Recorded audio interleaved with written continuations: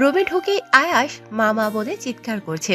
ছেলের চিৎকার শুনে পারভিন বেগম দৌড়ে গিয়ে, কি হয়েছে? এমন করে চিৎকার করছিস কেন? আমার রুমে ঢুকেছিল কে? কার এত বড় সাহস আমার জিনিসে হাত দিয়েছে? অর্ষা মনে হয়, ওকে তো রুমে ঢুকতে দেখেছি। বাচ্চা মেয়ে, বুঝতে পারিনি। রাগ করিস না বাবা। আয়াস অবাক চোখে পারভিন বেগমের দিকে তাকিয়ে, কোন অর্ষা?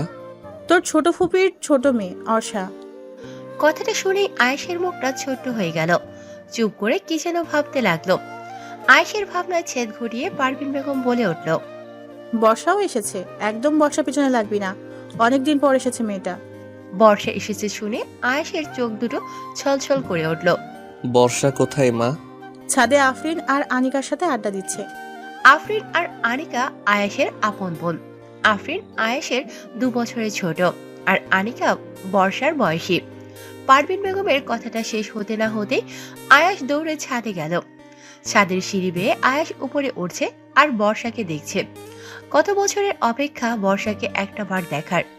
আয়াসকে দেখে বর্ষা হাসি দিয়ে উঠে দাঁড়িয়ে। কেমন আছেন ভাইয়া? সাথে সাথে আয়াস বর্ষার গালে একটা থাপ্পড় মারল। বর্ষা কোনো কথা বলছে না, শুধু গালে হাত দিয়ে দাঁড়িয়ে আছে। তুই ওকে মারলি কেন ভাইয়া? আয়াস কোনো কথা না বলে চলে গেল। আয়াসকে দেখে মনে হচ্ছে কত বছরের রাগ অভিমান ও আজ এই থাপ্পড়টার মাধ্যমে বর্ষার উপর ঢেলে দিয়েছে। আয়াস পেশায় একজন ব্যাংকার, প্রচন্ড রাগী একঘেয়ে স্বভাবের। রুমে গিয়ে আয়াস, এত বছরে কি আমার কথা তোমার একটু মনে পড়েনি? আমাকে একটাবারও দেখতে ইচ্ছে হয়নি? আমি বারবার তোমাকে একটাবার দেখার আশায় গ্রামে ছুটে গিয়েছি, আর তুমি বারবার আমার কাছ থেকে পালিয়ে বেরিয়েছ। একটা সময় আর গ্রামে যাইনি, তোমাকে তোমার মতো থাকতে দিয়েছি। কেন এমন করলে? কিন্তু এবার আমি যখন তোমাকে একবার আমার কাছে পেয়েছি, আর আমার কাছ থেকে পালাতে দেব না। আর না, অনেক সহ্য করেছি আমি। ভাইয়া কি সেই আগের কথা এখনো মনে রেখেছে? এত বছর পরেও ভোলেনি? আচ্ছা মানলাম ভোলেনি, তাতেও আজ তো আমার কোনো দোষ ছিল না। তাহলে আমাকে হঠাৎ থাপ্পড় মারলো কেন? কি করেছি আমি? এই জন্যই আমি এ বাড়িতে আসতে চাইনি, তাও আসতে হলো। বলে রুমে ঢুকতেই দেখে বিছানায় আয়াস বসে আছে।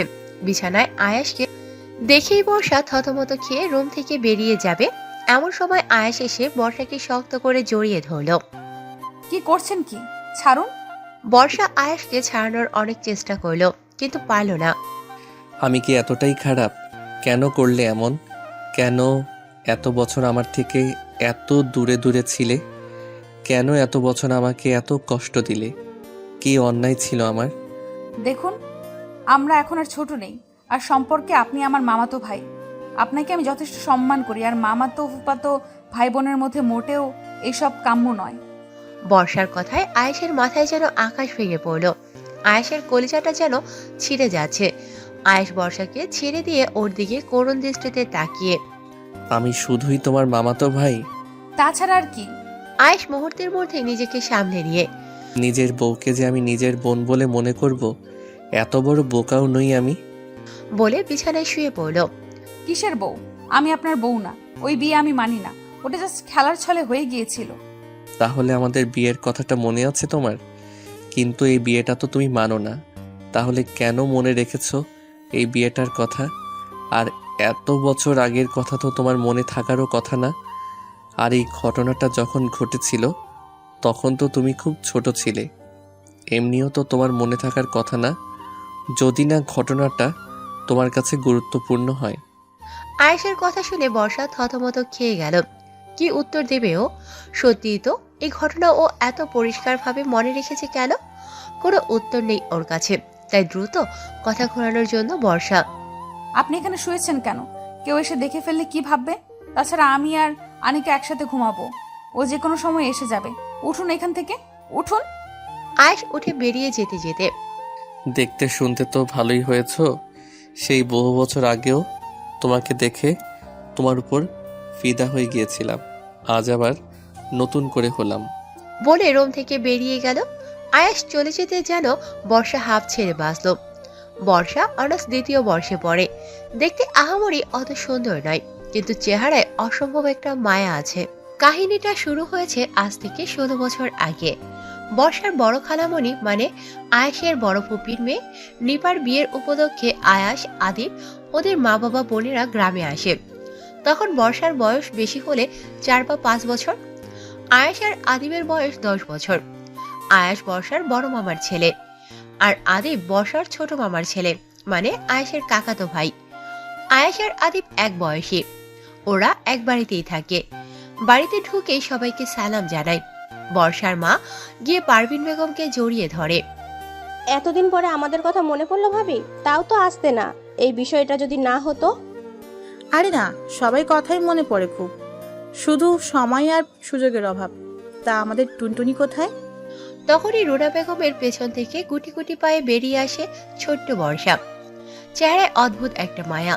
রুনা বেগম বর্ষাকে দেখিয়ে, ওই যে তোমার টুনটুনি। মা, তুমি ওকে টুনটুনি বললে কেন? টুনটুনি তো পাখির নাম। এটা ওকে আদর করে বলেছি। আমি ওকে ভালোবেসে টুনটুনি বলে রেখেছি। এই টুনটুনি পাখি। তুই ওকে একদম টুনটুনি বলে ডাকবি না, ওকে শুধু আমি টুনটুনি বলে ডাকবো। বর্ষা শুধু দাঁড়িয়ে দাঁড়িয়ে চুপচাপ ওদের দেখছিল। ছোটবেলায় বর্ষা একটু চুপচাপ তবে মিশুক স্বভাবের ছিল। এরপর থেকেই টুনটুনি। এরপর যে কয়দিন আয়াস ওই বাড়িতে ছিল, শুধু টুনটুনি আর টুনটুনি। খেতে গেলে টুনটুনি, ঘুমাতে গেলে টুনটুনি। বর্ষা বয়সে অনেক ছোট, বাচ্চা মেয়ে একটা, কিন্তু অন্য কারোর সাথে খেলবে এটা আয়েশার একদম পছন্দ না। বর্ষাকে অন্য কারোর সাথে খেলতে দেখলেই বর্ষার গালে ঠাস ঠাস চড় পড়ত। আর বর্ষার উপর আয়েশের এই বেশি বেশি অধিকার ফলানো আদিব আবার ঠিক সহ্য করতে পারত না। কারণ আবিদ চাইতো বর্ষা শুধু ওর কথা শুনবে। 4 বছরের একটা বাচ্চা মেয়ে, ওদের দুই ভাইয়ের মধ্যে পড়ে প্রাণ যায় যায় আর কি। কিন্তু তখনও বর্ষা ততটা বুঝ ক্ষমতা হয়নি যে ওরা কি করছে, কেন করছে। নিপার বিয়ে শেষে আয়েশ আর আবিদরা যখন ফিরে আসবে, তখন বর্ষা মন খারাপ করে বসে আছে, কারণ সবাই চলে যাচ্ছে। হঠাৎ আয়েশ বর্ষার কাছে গিয়ে, আমায় বিয়ে করবি টুনটুনি? কিভাবে? দেখলি না নিপা আপুর বিয়ের সময় নিপা আপুর স্বামী 3 বার কবুল বলল, আর নিপা আপুও 3 বার কবুল বলল, আর সবাই বলল বিয়ে হয়ে গেছে। কবুল কবুল কবুল, এই 3 বার আমি কবুল বলে দিয়েছি, এখন তুই বল। কবুল কবুল কবুল। কে জানতো এই 3 বার কবুল বলাই ওর জীবনে চরম ভুল হয়ে দাঁড়াবে। এরপর থেকে আয়েশের সব সময় এক কথা, বর্ষা আর বউ। ও বর্ষাকে বিয়ে করেছে। সেই ছোটবেলা থেকে আয়েশ আর আবির দুই ভাই বর্ষার জীবনটা তেজপাতা করে দিয়েছে। তারপর শেষ ঘটনা ঘটলো বর্ষা যখন ক্লাস 7-এ পড়ে। তখন আয়েশ আর আবির বড় ইন্টার পরীক্ষা দিয়েছে, কিন্তু তারপরও যে ওরা এমন একটা কাণ্ড ঘটাবে বর্ষা বুঝতে পারেনি। বর্ষা যখন ক্লাস 7-এ পড়ে, সবে শৈশব থেকে কৈশোরে পা দিয়েছে। এই প্রেম ভালোবাসা কেবল একটু একটু বুঝতে শিখেছে। তখন আয়েশ আর আবিদের বাড়িতে আসে বেড়াতে। হঠাৎ একদিন বিকেলে আবিদ বর্ষাকে এসে বলে, এই বর্ষা, ঘুরতে যাবি? কিন্তু আয়াস ভাইয়া যদি কিছু বলে? ওকে আমি দেখে নিব, তুই যাবি কিনা বল। চলো। তারপর বর্ষাকে নিয়ে আবিদ ঘুরতে বের হলো। এদিকে আয়াস কিছুক্ষণ বর্ষাকে না দেখে বর্ষা বর্ষা করে বাড়ি মাথায় তুলেছে। এই আনিকা বর্ষাকে দেখেছিস? ও তো আবিদ ভাইয়ের সাথে ঘুরতে বের হয়েছে। কি? আবিদের সাথে ঘুরতে বের হয়েছে শুনে আয়েশের তো মাথায় রক্ত উঠে গেছে। আয়াস রাস্তায় রাস্তায় আবিদ আর বর্ষাকে খুঁজতে লাগলো। হঠাৎ একটা ফুচকার দোকানের সামনে এসে দেখে বর্ষা আর আবিদ হাসাহাসি করছে আর ফুচকা খাচ্ছে। সাথে সাথে বর্ষার গালে একটা চড়। বর্ষার হাত থেকে ফুচকার প্লেট পড়ে গেল। আয়েশ বর্ষার দিকে তাকিয়ে, তোকে আমি পরে দেখে নিব। তারপর আবিদের কলার ধরে, তোকে এত বড় সাহস দিয়েছে কে যে তুই আমার পারমিশন ছাড়া আমার বউকে নিয়ে ঘুরতে বের হয়েছিস? কিসের বউ? খেলার ছলে 3 বার কবুল বললেই বিয়ে হয়ে যায় নাকি? আজ তুই এখন বড় হয়েছিস, বুঝতে শেখ। ওটা কোনো বিয়ে ছিল না, ওটা জাস্ট খেলার ছলে হয়ে গেছে। আবিদের কথা শুনে আয়েশ রেগে মেগে আবিদকে মারলো এক ঘুষি। আবিদও ছেড়ে দেওয়ার পাত্র নয়, সেও আয়েশকে মারলো এক ঘুষি। এভাবে প্রায় 30 মিনিট মারামারি চলল। রাস্তার পাশের মানুষ এসে ওদের অনেক ছাড়ানোর চেষ্টা করলো, কিন্তু কেউ পারল না। অবশেষে রাস্তার পাশের লোকজন পুলিশে খবর দিল। পুলিশ এসে ওদের দুজনকে ধরে নিয়ে গেল আর ওদের বাড়ির লোককে খবর দিল। আয়াসের ঠোঁট ফেটে রক্ত পড়ছে, আবিদের গাল ফেটে রক্ত পড়ছে। আরমান সাহেব আয়েশের বাবা পুলিশ স্টেশন থেকে আয়েশ আর আবিদকে ছাড়িয়ে এনেছে। ছি ছি, লজ্জায় আমার মাথা কাটা যাচ্ছে। তোমাদের জন্য আজ আমাকে পুলিশ স্টেশন পর্যন্ত যেতে হয়েছে। তোমরা কি এখনো ছোট? কিন্তু তোমরা কি কারণে এমন করলে? আয়েশ আর আবিদ দুজনেই উঠে চলে যায়, কোনো কথা না বলে যে যার রুমে চলে গেল। সেদিন যে বর্ষার কারণে এইসব হয়েছে তা কেউই জানে না, কিন্তু ওই দিনের ঘটনায় বর্ষা খুব ভয় পেয়ে গিয়েছিল। ওই যে বর্ষা ওই বাড়ি থেকে চলে এসেছিল আর ওই বাড়িতে কখনো আসেনি। আয়েশ বারবার বর্ষাকে একটা বার দেখার জন্য গ্রামে ছুটে গিয়েছিল, কিন্তু বর্ষা সেই দিনের পর থেকে আর আয়েশের সামনে আসেনি। আসবেও বা কিভাবে? আয়েশ গ্রামে গিয়েছে শুনলেই আদিবও গ্রামে গিয়ে হাজির, আবার আবিদ গ্রামে গিয়েছে শুনলেই আয়েশও গ্রামে গিয়ে হাজির। যখনই গ্রামে যায় দুই ভাই একসাথে গিয়েই হাজির। আর এইদিকে বর্ষা দুই ভাই গ্রামে এসেছে শুনলেই কোনো অজুহাত দেখিয়ে অন্য কোনো আত্মীয়ের বাড়িতে চলে যেত। আর যতদিন না ওরা গ্রাম থেকে যেত বর্ষাও বাড়ি ফিরতো না। এভাবে করতে করতে একসময় আয়েশ আর আবিদও গ্রামে আসা ছেড়ে দেয়। বর্ষা এবারও এ বাড়িতে আসতে চায়নি, কিন্তু আফরিনের বিয়ে, না এসেও উপায় নেই। বর্ষার মামা বলেছে এইবার বর্ষা এ বাড়িতে না আসলে বর্ষাকে তুলে নিয়ে আসবে। আর তাছাড়া বর্ষা ভেবেছিল আয়েশ এখন বড় হয়েছে, চাকরি করে, এখন হয়তো ও পিছনের কথা সব ভুলে গিয়েছে। আয়েশের হয়তো এখন কোনো গার্লফ্রেন্ডও আছে, কিন্তু বর্ষা সব চিন্তা ভাবনাকে মিথ্যে প্রমাণ করে আয়েশ সব কিছু মনে রেখেছে। এইসব পুরনো কথা ভাবতে ভাবতে বর্ষা কখন যে ঘুমিয়ে পড়েছে টেরই পায়নি। হঠাৎ মাঝরাতে ঘুমের মধ্যে টের পেল কেউ কে আস্তে পিস্তে জড়িয়ে ধরেছে, আর তার গরম নিঃশ্বাস ওর ঘাড়ের উপর পড়ছে। বর্ষা প্রথমে ভেবেছিল আনিকা। বর্ষা ঘুমের মধ্যেই আনিকাকে সরিয়ে দিচ্ছিল, কিন্তু গায়ে হাত দিতেই দেখে এটা তো আনিকা না, শক্তপুক্ত কোনো পুরুষের দেহ। বর্ষার চোখ মেলে তাকিয়ে দেখে আয়েশ ওকে শক্ত করে জড়িয়ে ধরে ঘুমিয়ে আছে। বর্ষা এক লাফে বিছানা থেকে ওঠে। আপনি এখানে এই রুমে কি করছেন? আমার রুমে আমি থাকবো না তো কে থাকবে? আপনার রুম মানে? এই বলে চারদিকে তাকিয়ে, সত্যি তো এটা আনিকার রুম না? আমি এর রুমে এলাম কি করে? আমি নিয়ে এসেছি। ও ঘুমাচ্ছে বলে বর্ষার হাত ধরে টেনে নিজের পাশে শুইয়ে শক্ত করে জড়িয়ে ধরল। আরে আরে কি করছেন? ছাড়ুন ভাইয়া, এটা কি ধরনের ব্যবহার? আমরা কিন্তু এখন আর ছোট নেই। ছোট নই বলেই তো তোমাকে কাছে পেতে ইচ্ছে করে, ছোট হলে তো আর করতো না। এখন ঘুমাতে দাও। কতদিন পর বউকে কাছে পেয়েছি বলো তো, একটু বউকে জড়িয়ে ধরে শান্তিতে ঘুমাবো, তা না মাঝরাতে উঠে আজাইরা প্যাচাল শুরু করেছো। বলেই বর্ষার ঘাড়ে মুখ গুজে ঘুমিয়ে পড়ল। বর্ষার ঘাড়ে আয়েশের নিঃশ্বাস পড়ছে আর বর্ষা কেঁপে কেঁপে উঠছে। কেমন যেন একটা অনুভূতি কাজ করছে বর্ষার মধ্যে, কি করবে বুঝতে পারছে না। ছাড়ুন ছাড়ুন বলে আয়েশের বাঁধন থেকে বের হতে অনেক চেষ্টা করলো, কিন্তু পারল না। শেষমেশ ক্লান্ত হয়ে নিজেও ঘুমিয়ে পড়ল। সকালে ঘুম থেকে উঠে বর্ষা আবিষ্কার করলো ও আনিকার রুমেই আছে, পাশে আনিকা বেঘরে ঘুমোচ্ছে। তবে কি কাল রাতে আমি স্বপ্ন দেখেছিলাম? হবে হয়তো। ইস, ছি ছি, কি একটা স্বপ্ন দেখলাম। বলে ওয়াশরুমে চলে ফ্রেশ হতে। ফ্রেশ হয়ে খাবার টেবিলে গেল খেতে। খাবার টেবিলের সামনেই সোফায় বসে আছে আয়াস। এর মধ্যেই আবিদের আগমন। আবিদকে দেখে বর্ষার ভয়ে গলা শুকিয়ে গেছে। একে তো সামনে যমরাজ, আয়াস, বর্ষা, তার মধ্যে আবার আবিদ। বর্ষা ভয়ে ঢক ঢক করে এক গ্লাস পানি খেয়ে নিল। তুমি বর্ষা না? হুম। কত বড় হয়ে গেছো। আমি তো ভেবেছিলাম তোমার সাথে আর দেখাই হবে না, অবশেষে দেখা হলো। হুম। এদিকে আয়াস বর্ষাকে আর আবিদকে দেখছে আর রাগে ফুঁসছে। বর্ষাকে আবিদের সাথে দেখলে আয়েশের একটু বেশিই রাগ ওঠে, সেই ছোটবেলা থেকেই। হঠাৎ আয়েশ উঠে এসে আবিদের কাঁধে হাত রেখে, তোর সাথে আমার কিছু কথা আছে। পরে বলি, আগে বর্ষার সাথে একটু কথা বলি। ও কতদিন পর এলো? আমার কথাগুলো খুব গুরুত্বপূর্ণ, আফরিনের বিয়ের ব্যাপারে। এই বলে এক প্রকার জোর করেই আবিদকে নিয়ে গেল আয়াস। এই সুযোগে বর্ষা খাবার নিজে সোজা রুমে এসে দরজা আটকিয়ে জোরে একটা নিঃশ্বাস নিল। বাবা, বেঁচে গেলাম। বর্ষা হেঁটে হেঁটে রুমের দিকে যাচ্ছে। এর মধ্যে আয়েশ এক হাত ধরে টেনে বর্ষাকে নিজের রুমে নিয়ে গেল। আরে আরে কি করছেন? আয়াস কিছু না বলে বর্ষার কানে কি একটা পরিয়ে দিল। এ কি আমার কানে কি পড়াচ্ছেন? বলে কানে হাত দিয়ে দেখে ওর কানের দুল। এ কি, এটা আপনার কাছে কি করে? এক রাত আমার কাছে ঘুমিয়ে কানের দুল আমার বিছানায় ফেলে গেছো, তারপর রোজ ঘুমালে কি কি ফেলে যাবে? সরি, এক রাতের অর্ধেক। কাল রাতে ওটা স্বপ্ন ছিল না? কেন টুনটুনি, তুমি আমাকে স্বপ্নেও দেখো বুঝি? একদম বাজে কথা বলবেন না, এর জন্যই আমি এই বাড়িতে আসতে চাইনি। এবার না আসলে আমি হঠাৎ করে গিয়ে তোমাকে তুলে নিয়ে আসতাম, তুমি কিছু বোঝার আগেই। অনেক অপেক্ষা করছি তোমার জন্য।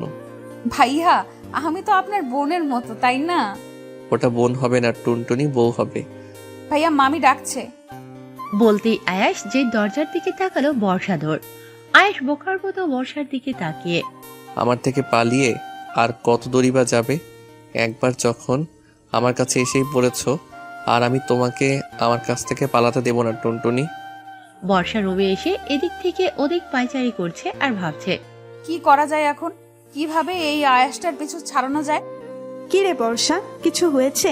তোকে এত চিন্তিত দেখাচ্ছে কেন? আচ্ছা শোন, আমাকে একটা হেল্প করতে পারবি? কি হেল্প? আমাকে একটা ছেলে পছন্দ করে। কি? ছেলেটা কে? বাড়ি কোথায়? দেখতে কেমন? ট্রিট দিবি কবে? আরে থাম না, আগে পুরো কথা শোন। আচ্ছা বল। কিন্তু আমি ছেলেটাকে পছন্দ করি না, আর ছেলেটা কিছুতেই আমার পিছু ছাড়ছে না। এখন কিভাবে আমি ছেলেটার পিছু ছাড়াতে পারি? ও এই ব্যাপার, এর জন্য তুই এত চিন্তা করছিস? শোন তাহলে। কি বললে? ছেলেটাকে বলবি তোর বয়ফ্রেন্ড আছে। কিন্তু আমার তো বয়ফ্রেন্ড নেই। আরে মিথ্যা বলবি। ছেলেটা যদি শোনে তোর বয়ফ্রেন্ড আছে, তুই তাকে অনেক ভালোবাসিস, তাকে ছাড়া বাঁচবি না, তাহলে নিজে থেকেই তোর পিছু ছেড়ে দেবে।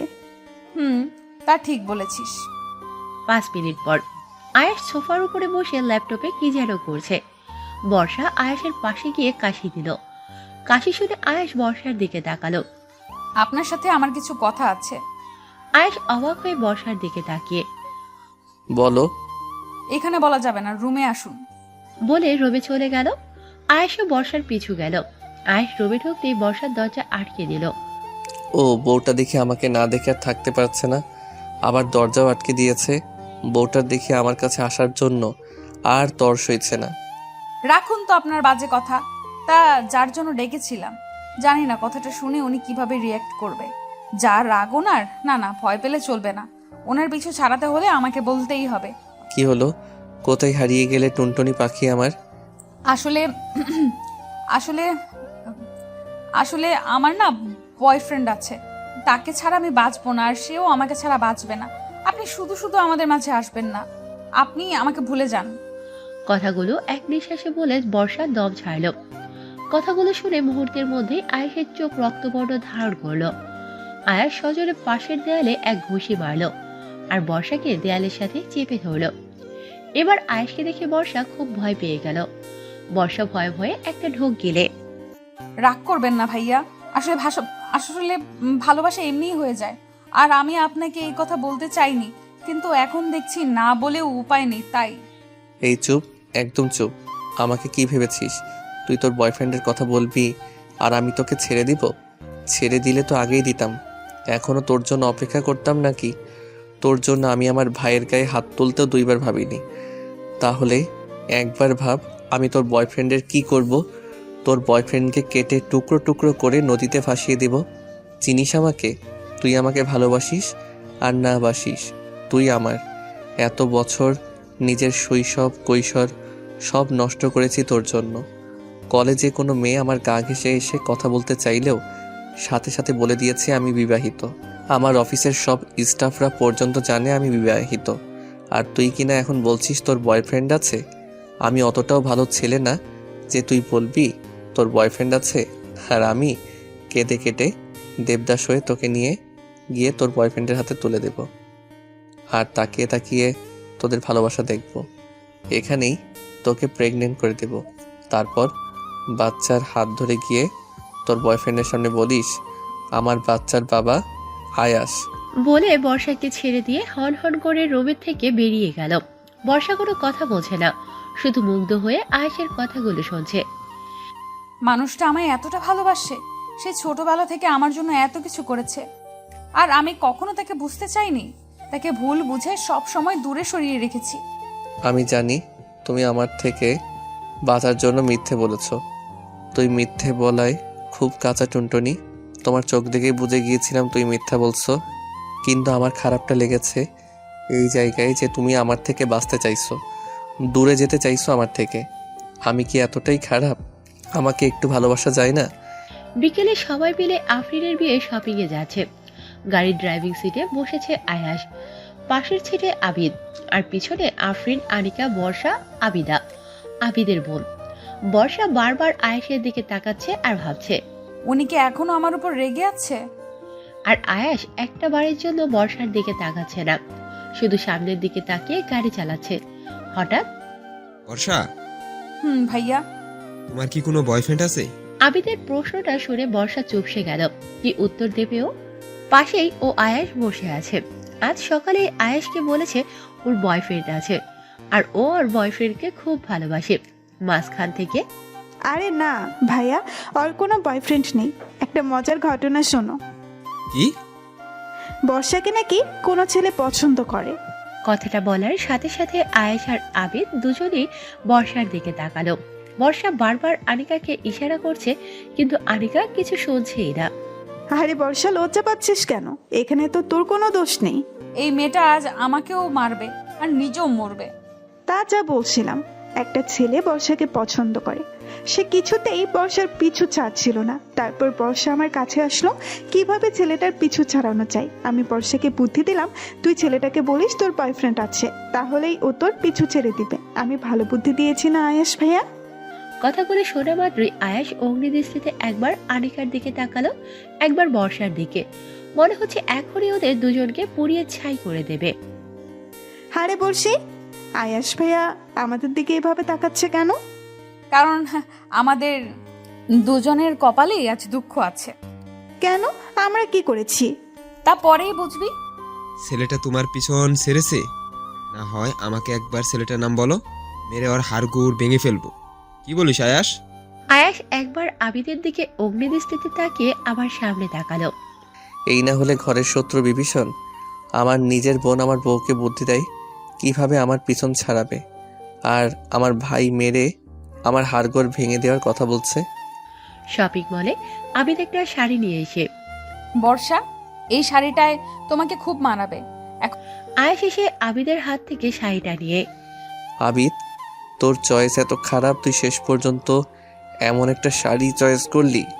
মাঝখান থেকে আনিকা এসে শাড়িটা ছবিয়ে নিয়ে, বাহ, শাড়িটা তো বেশ সুন্দর, এটা আমি নিলাম বলে চলে গেল। বর্ষা পিছনে ঘুরতেই একটা শাড়ির দিকে চোখ আটকে গেল। খুব পছন্দ হয়েছে শাড়িটা বর্ষার। এখন যদি বলি এই শাড়িটা আমার পছন্দ হয়েছে, এই দুই ছেলে আবার কি কাণ্ড বাঁধায় কে জানে। তাছাড়া আমার বাসা থেকে টাকাও আনিনি। কিছু পছন্দ না হয় অপূর্ণই থাক বলে অন্যদিকে চলে গেল। বিষয়টা সবার চোখ এড়িয়ে গেলেও আয়েশের চোখ এড়ায়নি। মাঝরাতে আজও বর্ষা অনুভব করল ওর ঘাড়ের উপর কারো নিঃশ্বাস পড়ছে। বর্ষা লাফ দিয়ে উঠে আয়েশকে দেখে এক ধাক্কা দিল। আয়েশ হকচকিয়ে ওঠে। কি কি কি হয়েছে? আপনি আবার আজ আমাকে এই রুমে এনেছেন কেন? আয়েশ বর্ষার হাত ধরে টেনে নিয়ে নিজের বুকের সাথে মিশিয়ে, আমার বউকে আমার ঘরে আনবো না তো কোথায় আনবো? কিসের বউ? তোমার সাথে এত রাতে আমার এই বিষয়ে তর্ক করার কোনো ইচ্ছা নেই। আমাকে ঘুমাতে দাও টুনটুনি। আপনি না আমার উপর রেগেছিলেন? রাগ অভিমান সব দিনে, রাতে বউয়ের সাথে কোনো রাগ অভিমান নেই। বলেই বর্ষাকে জড়িয়ে ধরে শুয়ে পড়ল। ছাড়ুন ছাড়ুন বলে সরে যেতে চাইল। আয়েশ বর্ষার কোমর ধরেই এক চাপ দিল। কোমরে আয়েশের স্পর্শ পেতেই বর্ষা ফ্রিজ। পরের দিন সকালে উঠে বর্ষা আবারও দেখলো ও আনিকার রুমেই আছে। পরের দিন সকালে সবাই টেবিলে বসে খাবার খাচ্ছে। বর্ষার এক পাশে বসেছে আবিদ আর অন্য পাশে আয়াস। দুজনের মধ্যে বসে বর্ষার প্রাণ যায় যায়। এই পাশ থেকে আবিদ বর্ষা বর্ষা করছে আর খাচ্ছে, আর ওই পাশ থেকে আয়াস বর্ষার দিকে অগ্নিদৃষ্টিতে তাকিয়ে আছে। খুব অস্বস্তি লাগছিল বর্ষার, তাই খাওয়া রেখেই উঠে পড়ল বর্ষা। এ কি বর্ষা, খাওয়া রেখে উঠলে কেন? আমার খাওয়া হয়ে গিয়েছে। কি বলো? এইটুকু খেলে কিভাবে হবে? বসো, সবটা শেষ করো। এইদিকে আবিদের কথা শুনছে আর আয়াস রাগে ফুঁসছে। বর্ষা আয়াসের রুমের পাশ থেকে হেঁটে যাচ্ছে। এর মধ্যে আয়াস বর্ষাকে টেনে নিয়ে দেয়ালের সাথে চেপে ধরলো। আবিদের সাথে এত মাখামাখি কিসের? কই এখন অবধি আবিদ ভাইয়া সেদে সেদে কথা বললে আমি কি করব? অত কিছু বুঝি না, তোমার সাথে আমার অন্য কারো সহ্য হয় না, ব্যাস এইটুকুই জানি। বাচ্চাদের মতো করছেন কেন? তুমি জানো না কেন বাচ্চাদের মতো করছি? না আমি জানি না ভাইয়া। এই তুমি কি বললে? একদম ভাইয়া বলবে না। আর 100 বার বলবো ভাইয়া ভাইয়া ভাইয়া ভাইয়া ভাইয়া। একবার ভাইয়া বললে কিন্তু খুব খারাপ হবে টুনটুনি। কি করবেন আপনি? বলতেই আয়াস নিজের ঠোঁট দুটো বর্ষার ঠোঁটের সাথে মিলিয়ে দিল। আয়াসের এমন কাণ্ডে বর্ষা অবাকের চূড়ান্ত সীমায় পৌঁছে গেছে। চোখ দুটো বড় হয়ে মনে হচ্ছে এখনই বেরিয়ে আসবে। একটু পর আয়াস বর্ষাকে ছেড়ে দিয়ে বর্ষার কোমর ধরে একদম নিজের কাছে নিয়ে এসে আর বলবে ভাইয়া? এটা কি করলেন ভাইয়া? বলতেই আয়াস আবার নিজের ঠোঁট দুটো বর্ষার ঠোঁটের সাথে মিলিয়ে দিল। বর্ষা আয়াসকে নিজের থেকে ছাড়ানোর অনেক চেষ্টা করছে, কিন্তু আয়াসের ওইদিকে কোনো ভ্রুক্ষেপ নেই। আয়াস বর্ষার ঠোঁটে স্বাদ নিতে ব্যস্ত। এখন বর্ষারও আর কিছু বলার নেই। কোনো এক অজানা অনুভূতি বর্ষাকে ঘিরে ধরেছে। বর্ষা ফ্রিজ হয়ে দাঁড়িয়ে আর বর্ষাকে কিছু না বলতে দেখে আয়াস আরও সাহস পেয়ে গেল। এবার রীতিমতো আয়াস বর্ষার ঠোঁট চষতে শুরু করলো, যেন বর্ষার ঠোঁট থেকে মধু খাচ্ছে। প্রায় 7-8 মিনিট পর বর্ষাকে ছেড়ে দিয়ে আয়াস নিজের বৃদ্ধা আঙ্গুলে দিয়ে বর্ষার ঠোঁটে স্লাইড করতে করতে ফের যদি ভাইয়া বলো এর থেকেও খারাপ হবে। ও সরি, খারাপ বলছি কেন? এর থেকেও রোমান্টিক কিছু হবে। বর্ষা এখনো স্ট্যাচুর মতো দাঁড়িয়ে আছে। আয়েশের কোনো কথা যেন ওর কানে যাচ্ছে না। বর্ষাকে কোনো কথা বলতে না দেখে বর্ষার চোখের সামনে আয়েশ তুড়ি বাজিয়ে, এই বর্ষা কোথায় হারিয়ে গেলে? নাকি এখনো আমার ঠোঁটের মধ্যে ডুবে আছো? আয়েশের কথায় বর্ষার ধ্যান ভাঙল। আপনি এটা কি করলেন? এরকম একটা কাজ করতে পারলেন আমার সাথে? এইটুকুতে এই কথা বলছো? তাহলে যখন থেকে কৈশোরে থেকে যৌবনে পা দিয়েছি তখন থেকে প্রতি রাতে স্বপ্নে তোমার সাথে যা করেছি তার বিন্দু পরিমাণ যদি এখন তোমার সাথে করি তাহলে কি বলবে আমার টুনটুনি পাখি? বর্ষা আয়েশকে নিজের থেকে ধাক্কা দিয়ে সরিয়ে অসভ্য লোক একটা বলে চলে গেল। আয়াস বর্ষার চলে যাওয়ার দিকে তাকিয়ে দুষ্ট একটা হাসি দিল। মাত্র গোসল করে ভেজা চুলে বেরিয়ে ড্রেসিং টেবিলের সামনে চুল মুছে বর্ষা। ভেজা চুলে আমার টুনটুনি পাখিটাকে তো সেই লাগে। কথাটা শুনতেই পেছন ফিরে দেখে আয়াস বিছানার উপর বসে আছে। আপনি এখানে? তুমি যেখানে আমি সেখানে। এই আপনি কি কখনো আমার পিছু ছাড়বেন না? মরে গেলেও ভূত হয়ে আবার তোমার কাছে ফিরে আসবো। আপনার সাথে কথা বলে কোনো লাভ নেই। বের হন এই রুম থেকে, এখনই বের হন। না, আমি যাব না। থাকুন তাহলে আপনি, আমিই চলে যাচ্ছি। বলে রুম থেকে বের হতে নিলে আয়াস বর্ষার কোমর ধরে টেনে নিজের কাছে নিয়ে আসে। এগুলো কি ধরনের অসভ্যতামি? উফ বউ, তুমি রাগলে তোমাকে যা হট লাগে না। এগুলো কি ধরনের মুখের ভাষা? বলতেই আয়াস আলতোভাবে বর্ষার গলায় হাত দিল। গলায় হাত দিয়ে আয়াস বর্ষার ঠোঁটের দিকে আগাচ্ছে। এর মধ্যে বর্ষা, আনিকার গলা শুনতে আয়াস বর্ষাকে ছেড়ে দিল। ভাইয়া তুই এখানে তোর সাথেই দেখা করতে আসছিলাম। কেন? গাড়িতে যেন কি বলছিলি? বর্ষাকে একটা ছেলে পছন্দ করে, তাকে ওর থেকে দূরে সরানোর জন্য ওকে বুদ্ধি দিয়েছিস। ওর বয়ফ্রেন্ডের কাছে এটা তাকে বলার। এসব উদ্ভট বুদ্ধি তোর মাথায় আসে কোথা থেকে? ফের যদি শুনি তুই এসব উল্টাপাল্টা বুদ্ধি বর্ষাকে দিয়েছিস, মেরে তোকে তক্তা বানিয়ে দেব। ঘরের শত্রু বিভীষণ কোথাকার। বলে চলে গেল। আনিকা বর্ষার দিকে অবাক হয়ে তাকিয়ে, হ্যাঁ রে বর্ষা, ভাইয়া কি বলে গেল? আমি তো কিছুই বুঝলাম না। আমি কিভাবে জানবো? বলে রুম থেকে বেরিয়ে গেল। আজ রাতে বর্ষা বসে আছে। আজ ও দেখবে কিভাবে ও ঘুমালে আয়াস এসে ওকে তার রুমে নিয়ে যায়। রাত 1টা। কে যেন দরজা খুলে বর্ষার রুমের ভিতর আসে। আপনি আবার এসেছেন? তুমি ঘুমাওনি? আমাকে আপনার রুমে নিয়ে যেতে দেব না। ওকে কি আর করার? আমার বউ আমাকে ছেড়ে ঘুমাতে পারলেও আমি তো আমার বউকে ছাড়া ঘুমাতে পারবো না। আজ তাহলে আমি এখানেই ঘুমাবো বউয়ের সাথে। বলেই বিছানায় শুয়ে পড়ল। বর্ষা হন্তদন্ত হয়ে উঠে দাঁড়িয়ে, আরে কি করছেন? আনিকা উঠে যাবে তো। বর্ষা দাঁড়াতেই আয়েশ বর্ষাকে কোলে তুলে নিয়ে হাঁটা শুরু করলো। আরে আরে কি করছেন? আমাকে নামান, আমি আপনার রুমে যাব না। এত চিৎকার করছো কেন? বাড়ির সবাই উঠে যাবে তো। উঠুক, উঠে দেখুক বাড়ির ছেলে মাঝরাতে আমার সাথে কি ধরনের অসভ্যতামি শুরু করেছে। বাড়ির সবাই উঠলে তোমারই সমস্যা। তুমি তো জানোই আমার একটা লজ্জা শরম কম, কিন্তু তোমার তো লজ্জা শরম নাগের ডগায়। বলে বর্ষাকে বিছানায় শুয়ে বর্ষাকে জড়িয়ে ধরে ঘুমিয়ে পড়ল। বর্ষারও কিছু করার নেই, এত বড় একটা পুরুষ মানুষের সাথে ও শক্তিতে কি করে কুলিয়ে উঠতে পারে। সকালে উঠে বর্ষা দেখে ও ওর রুমেই আছে। কবে যে এই বাড়ি থেকে চলে যেতে পারবো কে জানে। বর্ষা ফ্রেশ হয়ে সিঁড়ি থেকে নিচে নামছে, এর মধ্যে একটা ছেলে দৌড়ে এসে, আরে বর্ষা না, আরে অয়ন, তুই এখানে? আমার ভাইয়ের বিয়ে, ভাবির সাথে একটু দেখা করতে এলাম। তুই এখানে? তোর ভাবি আমার বোন। তাহলে এখন তো আমরা বিআইবিএন, কি বলো? বলে দুজনই হেসে দিল। অয়ন বর্ষার ক্লাসমেট। এদিকে বুকে হাত গুজে আবিদ আর আয়ান দুজনই দেখছে বর্ষা অয়ন হেসে হেসে কথা বলছে। ওদের দুজনের চোখ দিয়ে যেন আগুন ঝরছে। আবিদ ছেলেটাকে, সে আফরিনের হবু বরের খালাতো ভাই। যাই হোক, ওর কপালে দুঃখ আছে। দুঃখের থেকেও বেশি কিছু আছে। একটু পর বর্ষাকে একা দেখতে পেয়ে আবিদ আর আয়াস দুজনই ওর কাছে গেল। ছেলেটা কে? ছেলেটার সাথে হেসে হেসে এত কি বলছিলে? বর্ষা কিছু বলতে যাবে এর মধ্যে ছেলেটা কি আমাদের থেকে সুন্দর যে ওর সাথে কথা বলতে গিয়ে তোমার মুখে হাসি ফুটে উঠলো? কই, আমার সাথে কথা বলার সময় তো তোমার মুখে হাসি ফোটে না। কি যাতা বলছেন? ও হলো ও কি এমন বলছিল যাতে তোমার এত হাসি পেল? ওই ছেলেটাকে আমি আজই মেরে পুঁতে ফেলবো। আরে আমার পুরো কথা শুনবেন তো। কি শুনবো? ওই ছেলেকে তো আমি কেটে টুকরো টুকরো করব। কেন, টুনটুনি ওকে মারবো বলে তোমার কষ্ট হচ্ছে? ফুর, ও আমার ক্লাসমেট আর আমার বেস্ট ফ্রেন্ডের বয়ফ্রেন্ড। আবিদ আর আয়াস দুজনে একসাথে বুকে হাত গুজে ও বলে চলে গেল। আজব তো। আফরিনের গায়ে হলুদের অনুষ্ঠানে সবাই নাচবে, তাই ছাদে নাচ প্র্যাকটিস করছে। নাচতে নাচতে হঠাৎ বর্ষার পড়ে যাওয়ার উপক্রম। বর্ষাকে পড়ে যেতে দেখে আবিদ আর আয়াস দুজনেই দৌড়ে এলো বর্ষাকে ধরবে বলে। বর্ষাকে ধরার থেকেই ওদের মাথায় চিন্তা ছিল যে ওরা একে অপরের বর্ষাকে ধরতে দিবে না। মাঝখান থেকে বর্ষার ঠাস। ও মাগো। আর আয়াস আর আবিদ দুজন জড়াজড়ি করে দাঁড়িয়ে আছে। সবাই বর্ষা আর আবিদের দিকে অবাক হয়ে তাকিয়ে আছে।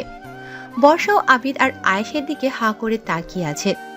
আবিদ আর আয়াস একে অপরের দিকে তাকিয়ে হকচকিয়ে পেয়ে দুজন দুজনকে ছেড়ে অন্য পাশে গিয়ে দাঁড়ালো।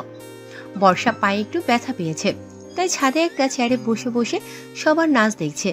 আর বর্ষার দুই পাশে আবিদ আর আয়াস দাঁড়িয়ে আছে। দেখে মনে হচ্ছে ওরা দুজন বর্ষার বডিগার্ড। বর্ষার এবার অস্বস্তি লাগছে। বর্ষা উঠে ঘরের দিকে পা বাড়াতেই, কোথায় যাচ্ছ বর্ষা? ভালো লাগছে না, একটু রুমে যাব। কেউ কিছু বুঝে ওঠার আগেই আয়েশ এসে বর্ষাকে কুলে তুলে নিয়ে হাঁটা শুরু করলো। সবাই ওদের দিকে অবাক হয়ে তাকিয়ে আছে। আর আয়েশকে বর্ষাকে কুলে তুলে নিতে দেখে আবিদের কলিজার মধ্যে মোচড় দিয়ে উঠল। এদিকে এই আবিদের বর্ষার প্রতি এত কেয়ার আনিকার একটুও ভালো লাগছে না, কারণ আনিকা ছোটবেলা থেকেই আবিদকে পছন্দ করে। আয়াস বর্ষাকে কোলে নিয়ে রুমে গেল। কি করছেন? নিচে নামান আমাকে। সবাই কি ভাবলো বলুন তো? আয়েশ বর্ষাকে নিজের কোল থেকে নামিয়ে বিছানায় বসিয়ে বর্ষার পায়ের কাছে বসে বর্ষার পা ধরে, দেখি কোথায় ব্যথা পেয়েছো। কি হচ্ছেটা কি? পা ছাড়ুন। বলতেই আয়েশ বর্ষার পা ধরে চাপ দিতেই আয়েশ একটা মলম নিয়ে বর্ষার পায়ে লাগিয়ে দিল। তারপর উঠে বর্ষার পাশে বসে বর্ষার কোমর ধরে নিজের সাথে মিশিয়ে নিল। তোমার এইভাবে নাচানাচির কি প্রয়োজন ছিল? সবাই তো আফরিন আপুর গায়ে হলুদে নাচবে, তাই আমিও। সবাই নাচলে তোমাকেও নাচতে হবে নাকি? বর্ষা চুপ। এখন চুপ করে আছো কেন? পরে গিয়ে যদি বেশি ব্যথা পেটে? আর বলে দিলাম, তোমার নাচানাচির একদম দরকার নেই। তোমাকে যেন আফরিনের গায়ে হলুদে একদম নাচতে দেখি না। ভাইয়া? ভাইয়া বলতে বারণ করেছিলাম না? ভাইয়া বলবো না তো কি বলবো? কিছু একটা বলে ডাকতে হবে তো। জানু, বেবি, কলিজা, জানেমান, যে কোনো একটা বলে ডাকতে পারো। অসভ্য। আচ্ছা, এটা বলেই ডেকো, তবুও ভাইয়া বলে ডেকো না। পরের দিন সকালে বর্ষা কোথাও আয়েশকে দেখতে পারছে না। ওর চোখ দুটো শুধু আয়েশকেই খুঁজছে, কিন্তু কোথাও পাচ্ছে না। আর কাউকে কিছু জিজ্ঞেস করতে পারছে না। খুব অস্থির অস্থির লাগছে ওর। দুপুর গড়িয়ে বিকেলে আয়েশের দেখা নেই। বর্ষা ওর রুমেই বসেছিল। হঠাৎ শুনে নিচে চিৎকার চেঁচামেচি। বর্ষা দৌড়ে নিচে নামতেই দেখে আয়েশ এসেছে। অ্যাক্সিডেন্ট করেছে, কপালে কতখানি ফেটে গেছে ব্যান্ডেজ করা। ও দূর থেকে দাঁড়িয়ে দেখছে। এই অবস্থায় আয়েশকে দেখে বর্ষার কলিজাটা ছিঁড়ে যাচ্ছে। কেন ওর এমন লাগছে? বর্ষার ইচ্ছে করছে এখনই দৌড়ে গিয়ে আয়েশকে শক্ত করে জড়িয়ে ধরতে পারত, কিন্তু তাও পারছে না। কেমন করে হলো? তুই আমাদের কেন জানালি না? বলেই কেঁদে দিল। মা কেঁদো না, আমি ঠিক আছি। তোমরা চিন্তা করবে বলে জানাইনি। বড় হয়ে গেছিস তো তুই। হ্যাঁ, আমরা তো তোর কেউ না। অ্যাক্সিডেন্ট করেছিস, আমাদের কেন জানাবি? আমাকে অন্তত একটা কল করতে পারতি। ভিড়ের মধ্যে সবাই আছে, কিন্তু আয়াস শুধু বর্ষাকেই দেখছে না, ওর চোখ শুধু বর্ষাকেই খুঁজছে। আমি এলাম, তুমি একটাবার আমাকে দেখতে আসলে না। আমি যে সারাদিন বাসায় ছিলাম না, তোমার আমার জন্য একটু চিন্তা হয়নি? তবে কি তুমি আমাকে একটু ভালোবাসো না? আমার ভালোবাসাটা কি শুধুই একতরফা? মুহূর্তের মধ্যে আয়েশের মনে আকাশ সমান অভিমান জন্মেছে। ওর খুব কষ্ট হচ্ছে, ও আর এখানে দাঁড়িয়ে থাকতে পারল না। আমি রুমে যাচ্ছি, আমার শরীরটা ভালো লাগছে না। বলে রুমে চলে গেল। আয়েশের ঘর ফাঁকা হতে হতে অনেক রাত হয়ে গেল।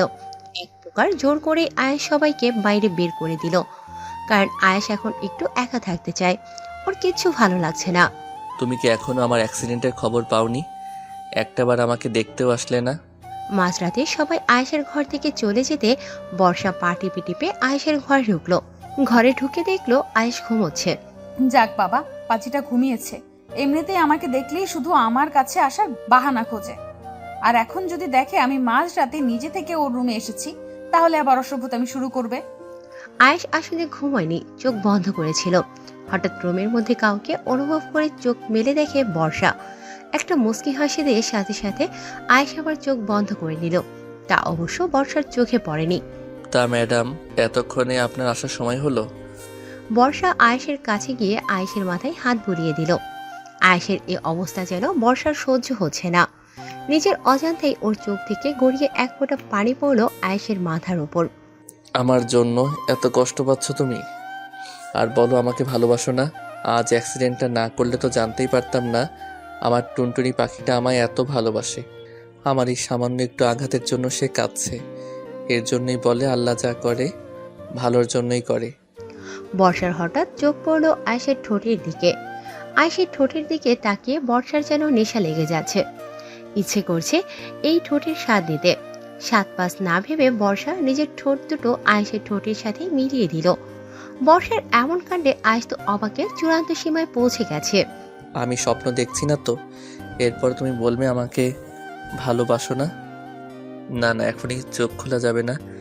দেখি আমার টুনটুনি পাখিটা আমার সাথে আর কি করে। একটু পর বর্ষা আয়েশকে ছেড়ে দিয়ে নিজের কাছে নিজেই লজ্জা পেল। ছি ছি, আমি এ কি করলাম? ভাগ্যিস পাজিটা জেগে নেই, না হয় আজ যে কি হতো। থাক বাবা, আমি এখন এখান থেকে কেটে পড়ি। বর্ষা উঠে চলে যাওয়া শুরু করলেই পেছন থেকে আয়েশ বর্ষার হাত টান দিয়ে নিজের সাথে মিশিয়ে নিল। আয়েশকে জেগে থাকতে দেখে বর্ষা একটা ভ্যাবাচেকা খেয়ে গেল। আপনি এখনো ঘুমাননি? ভাগ্যিস ঘুমাইনি। বলে একটা বাঁকা হাসি দিল। তাহলে ঘুমের ভান ধরেছিলেন কেন? আমাকে সজাগ থাকতে দেখলে তো তুমি এই রুমে ঢুকতেই না। আর তুমি এই রুমে না আসলে আমি কিভাবে জানতাম আমার টুনটুনি পাখিটা আমাকে এতটা ভালোবাসে? মোটেও না। আমি আপনাকে ভালোবাসতে যাব কোন দুঃখে? তাই নাকি? আচ্ছা, মানলাম তুমি আমাকে ভালোবাসো না, কিন্তু একটু আগে আমাকে ঘুমন্ত ভেবে যেভাবে আদর করছিলে ওইভাবে আদর করো। বর্ষা এবার খুব লজ্জা লাগছে। লজ্জায় ওর ইচ্ছে করছে মাটির সাথে মিশে যেতে পারতো। বর্ষা, তুই এত বড় একটা ভুল করলি কিভাবে? তোর লজ্জা শরম নেই কিছু?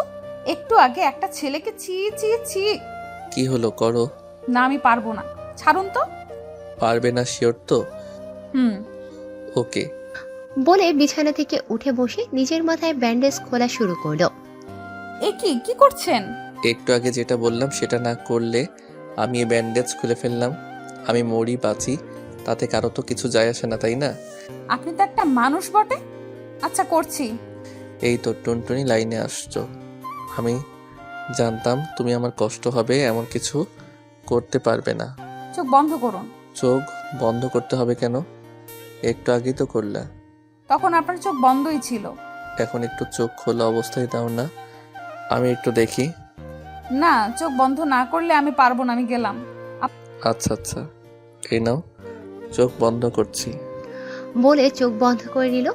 বর্ষা যেই আয়েশের ঠোঁটে নিজের ঠোঁট মিলিয়ে দিল, আয়েশ বর্ষাকে শক্ত করে ধরে বর্ষার ঠোঁটে আলতোভাবে কামড় দিতে লাগলো। আর নিজের হাত দিয়ে বর্ষার পিঠে স্লাইড করতে লাগলো। বর্ষা আয়েশকে নিজের থেকে ছাড়ানোর অনেক চেষ্টা করছে, কিন্তু পারছে না। প্রায় 10 মিনিট পর আয়েশ বর্ষাকে ছেড়ে দিতেই বর্ষা উঠে দাঁড়িয়ে হাঁপাতে হাঁপাতে একটা অসভ্য। বলে নিজের হাতে দিয়ে ঠোঁট মুছতে মুছতে চলে গেল। আর আয়াস বর্ষার দিকে তাকিয়ে দুষ্টু হাসি দিল।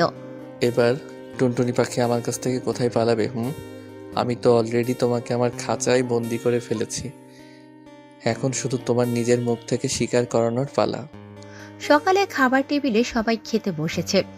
বর্ষা আর আয়াজ আজ মুখোমুখি খেতে বসেছে।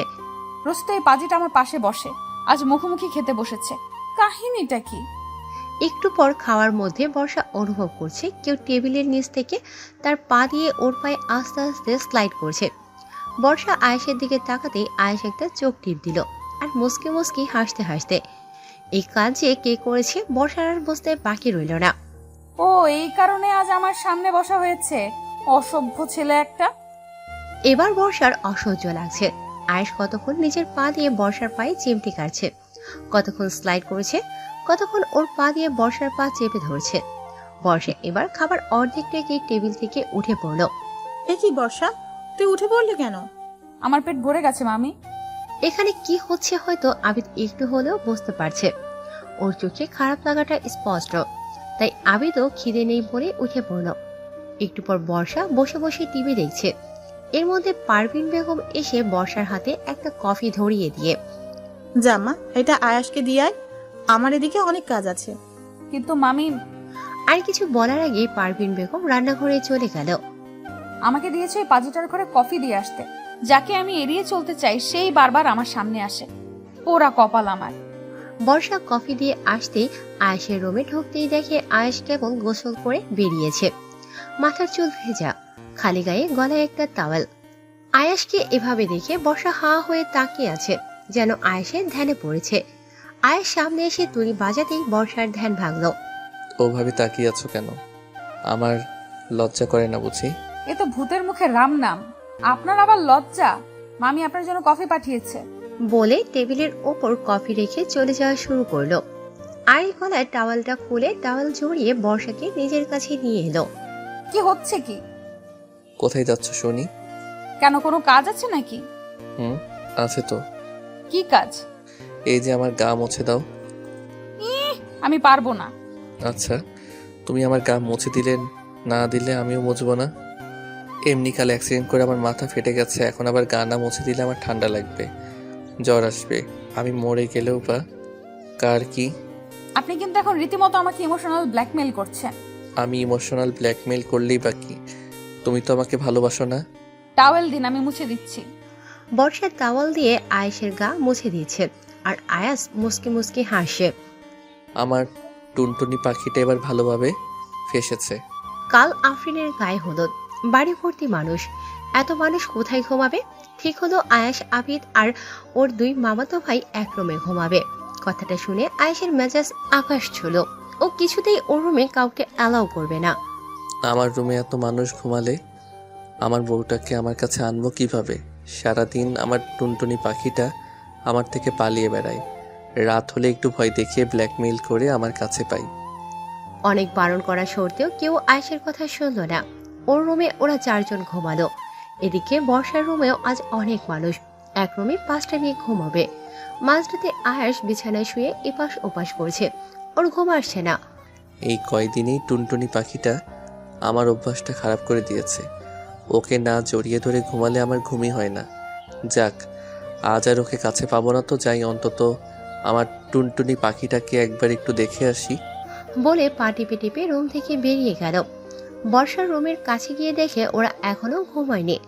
হঠাৎ আয়েশ শুনতে পেল আনিকা বলছে, এই তোরা এখন ঘুম না হয় চোখের নিচে আবার ডার্ক সার্কেল পড়বে, তখন ছেলে পটাবি কিভাবে? অমনি আয়েশের মাথা গরম ছিল। আনিকার এই কথা শুনে আয়েশের মাথা আরো গরম হয়ে গেল। এটা কি আমার বোন? সন্দেহ হচ্ছে। সব সময় আমার পিছনে বাঁশ দেওয়ার জন্য রেডি হয়ে থাকে। আমার সামনে আমার বউকে কিনা অন্য ছেলে পটানোর বুদ্ধি দেয়। কিন্তু আনিকার কথা শুনে আয়েশের মাথায় একটা বুদ্ধি আসে। আচ্ছা, আমি যেমন অন্য ছেলেদের সাথে ওকে দেখলে আমার জেলাস হয়, ওরও কি আমাকে অন্য মেয়েদের সাথে দেখলে এমন জেলাস হয়? সিনেমায় তো দেখি নায়ক নায়িকার সামনে অন্য মেয়েদের সাথে ফ্লার্টিং করলে নায়িকা কেঁদে কেটে এসে নায়কের কাছে তার ভালোবাসার কথা বলে। আমিও যদি টুনটুনির সামনে অন্য মেয়েদের সাথে কথা বলি, টুনটুনিও কি আমার কাছে এসে ওর ভালোবাসার কথা বলে দেবে? দেখতে হচ্ছে তো বিষয়টা।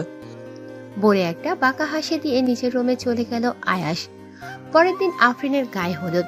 আজ সব ছেলেরা পরেছে হলুদ পাঞ্জাবি আর মেয়েরা হলুদ শাড়ি। আয়াস সেই কখন থেকে রেডি হয়ে বসে আছে তার টুনটুনি পাখিকে আজকে শাড়িতে কেমন লাগছে দেখবে বলে, কিন্তু বর্ষার তো কোনো খোঁজ খবরই নেই। এতক্ষণ লাগে মানুষের রেডি হতে, এই মেয়েরাও না। বলে সামনে তাকাতেই দেখে বর্ষা দাঁড়িয়ে আছে, হলুদ শাড়ি, হালকা মেকআপ, চুলগুলো খোলা। বর্ষাকে যেন অপরূপ লাগছে। আয়েশ হাঁ করে বর্ষার দিকে তাকিয়ে আছে। এদিকে আয়েশকে হলুদ পাঞ্জাবিতে দেখে বর্ষার হার্টবিট বেড়েই চলেছে। বর্ষা আয়েশের দিক থেকে যেন চোখই ফেরাতে পারছে না। আয়েশ আর বর্ষা দুজন দুজনের দিকে তাকিয়ে যেন কোথাও একটা হারিয়ে গেছে।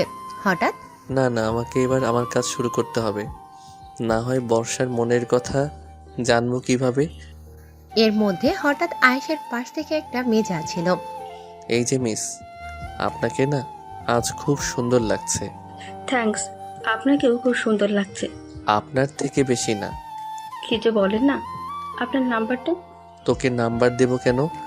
তোর মতো ময়দার দোকানকে যে সুন্দর বলেছে এই বেশি। মেয়ে তো খুব ফাস্ট। কি হলো বলছেন না যে? আমি ফোন ইউজ করি না। কি বলেন? এই যুগে আপনার মতো একটা হ্যান্ডসাম ছেলে ফোন ইউজ করে না? এটা আমি বিশ্বাস করি না। বললাম না আমি ফোন ইউজ করি না। নিজেই সে ফ্ল্যাটিং শুরু করলো, এখন নিজেই ধমক দিচ্ছে। পাগল টাগল কি? মেয়েটির কথা শুনে আয়েশ যেন থতমত খেয়ে গেল, বলে চলে গেল। তারপর বর্ষার দিকে তাকাতেই আয়েশ দেখলো বর্ষা ওর দিকে তাকিয়ে বুকে হাত গুজে মুস্কি মুস্কি হাসছে। এ কি বর্ষা আমার দিকে তাকিয়ে হাসছে কেন? এই যে ওর সামনে আমি অন্য মেয়েদের সাথে ফ্লার্টিং করলাম, এর একটু প্রভাবও কি ওর উপর পড়েনি? তবে কি ও আমাকে ভালোবাসে না? যদি বিশ্বাসই না করলাম মিস্টার আয়াস, তাহলে আপনাকে কিসের ভালোবাসলাম? আমাকে কি আপনার বাংলা সিনেমার নায়িকা মনে হয় যে আপনি আমার সামনে অন্য মেয়েদের সাথে ফ্লার্টিং করবেন আর আমি আপনার সামনে গিয়ে কেঁদে কেঁদে আমার ভালোবাসার কথা প্রকাশ করব? যে ছেলে 17টা বছর আমার জন্য অপেক্ষা করেছে, আমার জন্য এত কিছু করেছে, সে আমাকে কতটা ভালোবাসে তা আমি খুব ভালোভাবেই জানি। আর অন্য মেয়ে, সেই মানুষটা যে আমাকে ছাড়া অন্য কারো কথা ভাবতেও পারে না তাও আমি জানি। হ্যাঁ, আপনাকে অন্য মেয়েদের সাথে ফ্লার্টিং করতে দেখে আমার খারাপ একটু লেগেছে, কিন্তু আপনি হয়তো ভুলে গেছেন আমার থেকে আপনার জেলাসি লেভেলটা অনেক বেশি। তো এখন দেখুন আমি কি করি। আমাকে জেলাস ফিল করানোর জন্য অন্য মেয়েদের সাথে ফ্লার্টিং? দাঁড়ান, মজা দেখাচ্ছি। বর্ষা হঠাৎ একটা ছেলের দিকে তাকিয়ে, এই যে ভাইয়া, শুনছেন? জি বলুন। আমাকে কেমন লাগছে? ছেলেটা একটু আমতা আমতা করে, পরীর মতো লাগছে। আপনাকে জিনের মতো লাগছে। মানে? এই যে জিন পরি, বুঝতেই পারছেন আমি কি বলতে চাচ্ছি। বুঝেছি তো। বলে একটা মুস্কি হাসি দিল। এদিকে বর্ষার সাথে অন্য একটা ছেলেকে দেখে আয়েশের চোখ দিয়ে আগুন ঝরছে। ওর সাহস তো কম না, আবার কি সব জিন পরিটরি বলছে। ওর জিন পরি আমি ছুটাচ্ছি। বলে বর্ষার দিকে তেড়ে যেতেই বর্ষা দৌড়ে ওর মামা মানে আয়েশের বাবার পাশে গিয়ে দাঁড়ালো। কারণ বর্ষা জানে আয়েশ নিজের বাবার সামনে এসে ওকে কিচ্ছু বলতে পারবে না। আয়েশ শুধু রাগে ফসছে, কিন্তু কিছু বলতে পারছে না। একটু পর রোদেলা আয়েশাকে শুনিয়ে শুনিয়ে একটা ছেলেকে। এমনি আয়েশের মেজাজ গরম, তার মধ্যে আবার এই কথা। আয়েশ এবার আর নিজেকে কন্ট্রোল করতে পারছে না। আয়েশ বর্ষার দিকে তেড়ে যেতেই বর্ষা গিয়ে আয়েশের মায়ের পাশে দাঁড়ালো। একটু পর আবার বর্ষা একটা ছেলেকে। কেন? না, আমার পটটা ক্লিয়ার নাকি ভেজাল আছে সেটা শিওর হয়ে নিতাম। এবার তো আয়েশের রাগ সপ্তম আসমানে। ইচ্ছে করছে এই মেয়েটাকে তুলে এখন একটা আছাড় মারি। বলে বর্ষার দিকে তেড়ে যেতেই বর্ষা আবার গিয়ে আয়েশের বাবার পাশে দাঁড়ালো। গায়ে হলুদের পুরো সময়টা বর্ষা শুধু ছেলেদের সাথে কথা বলেছে, আর আয়াস বর্ষার পেছনে পেছনে ছুটেছে, কিন্তু কিচ্ছু করতে পারছে না। যেই ও বর্ষাকে ধরতে যায়, বর্ষা গিয়ে আয়েশের মা না হয় বাবার পাশে গিয়ে দাঁড়ায়।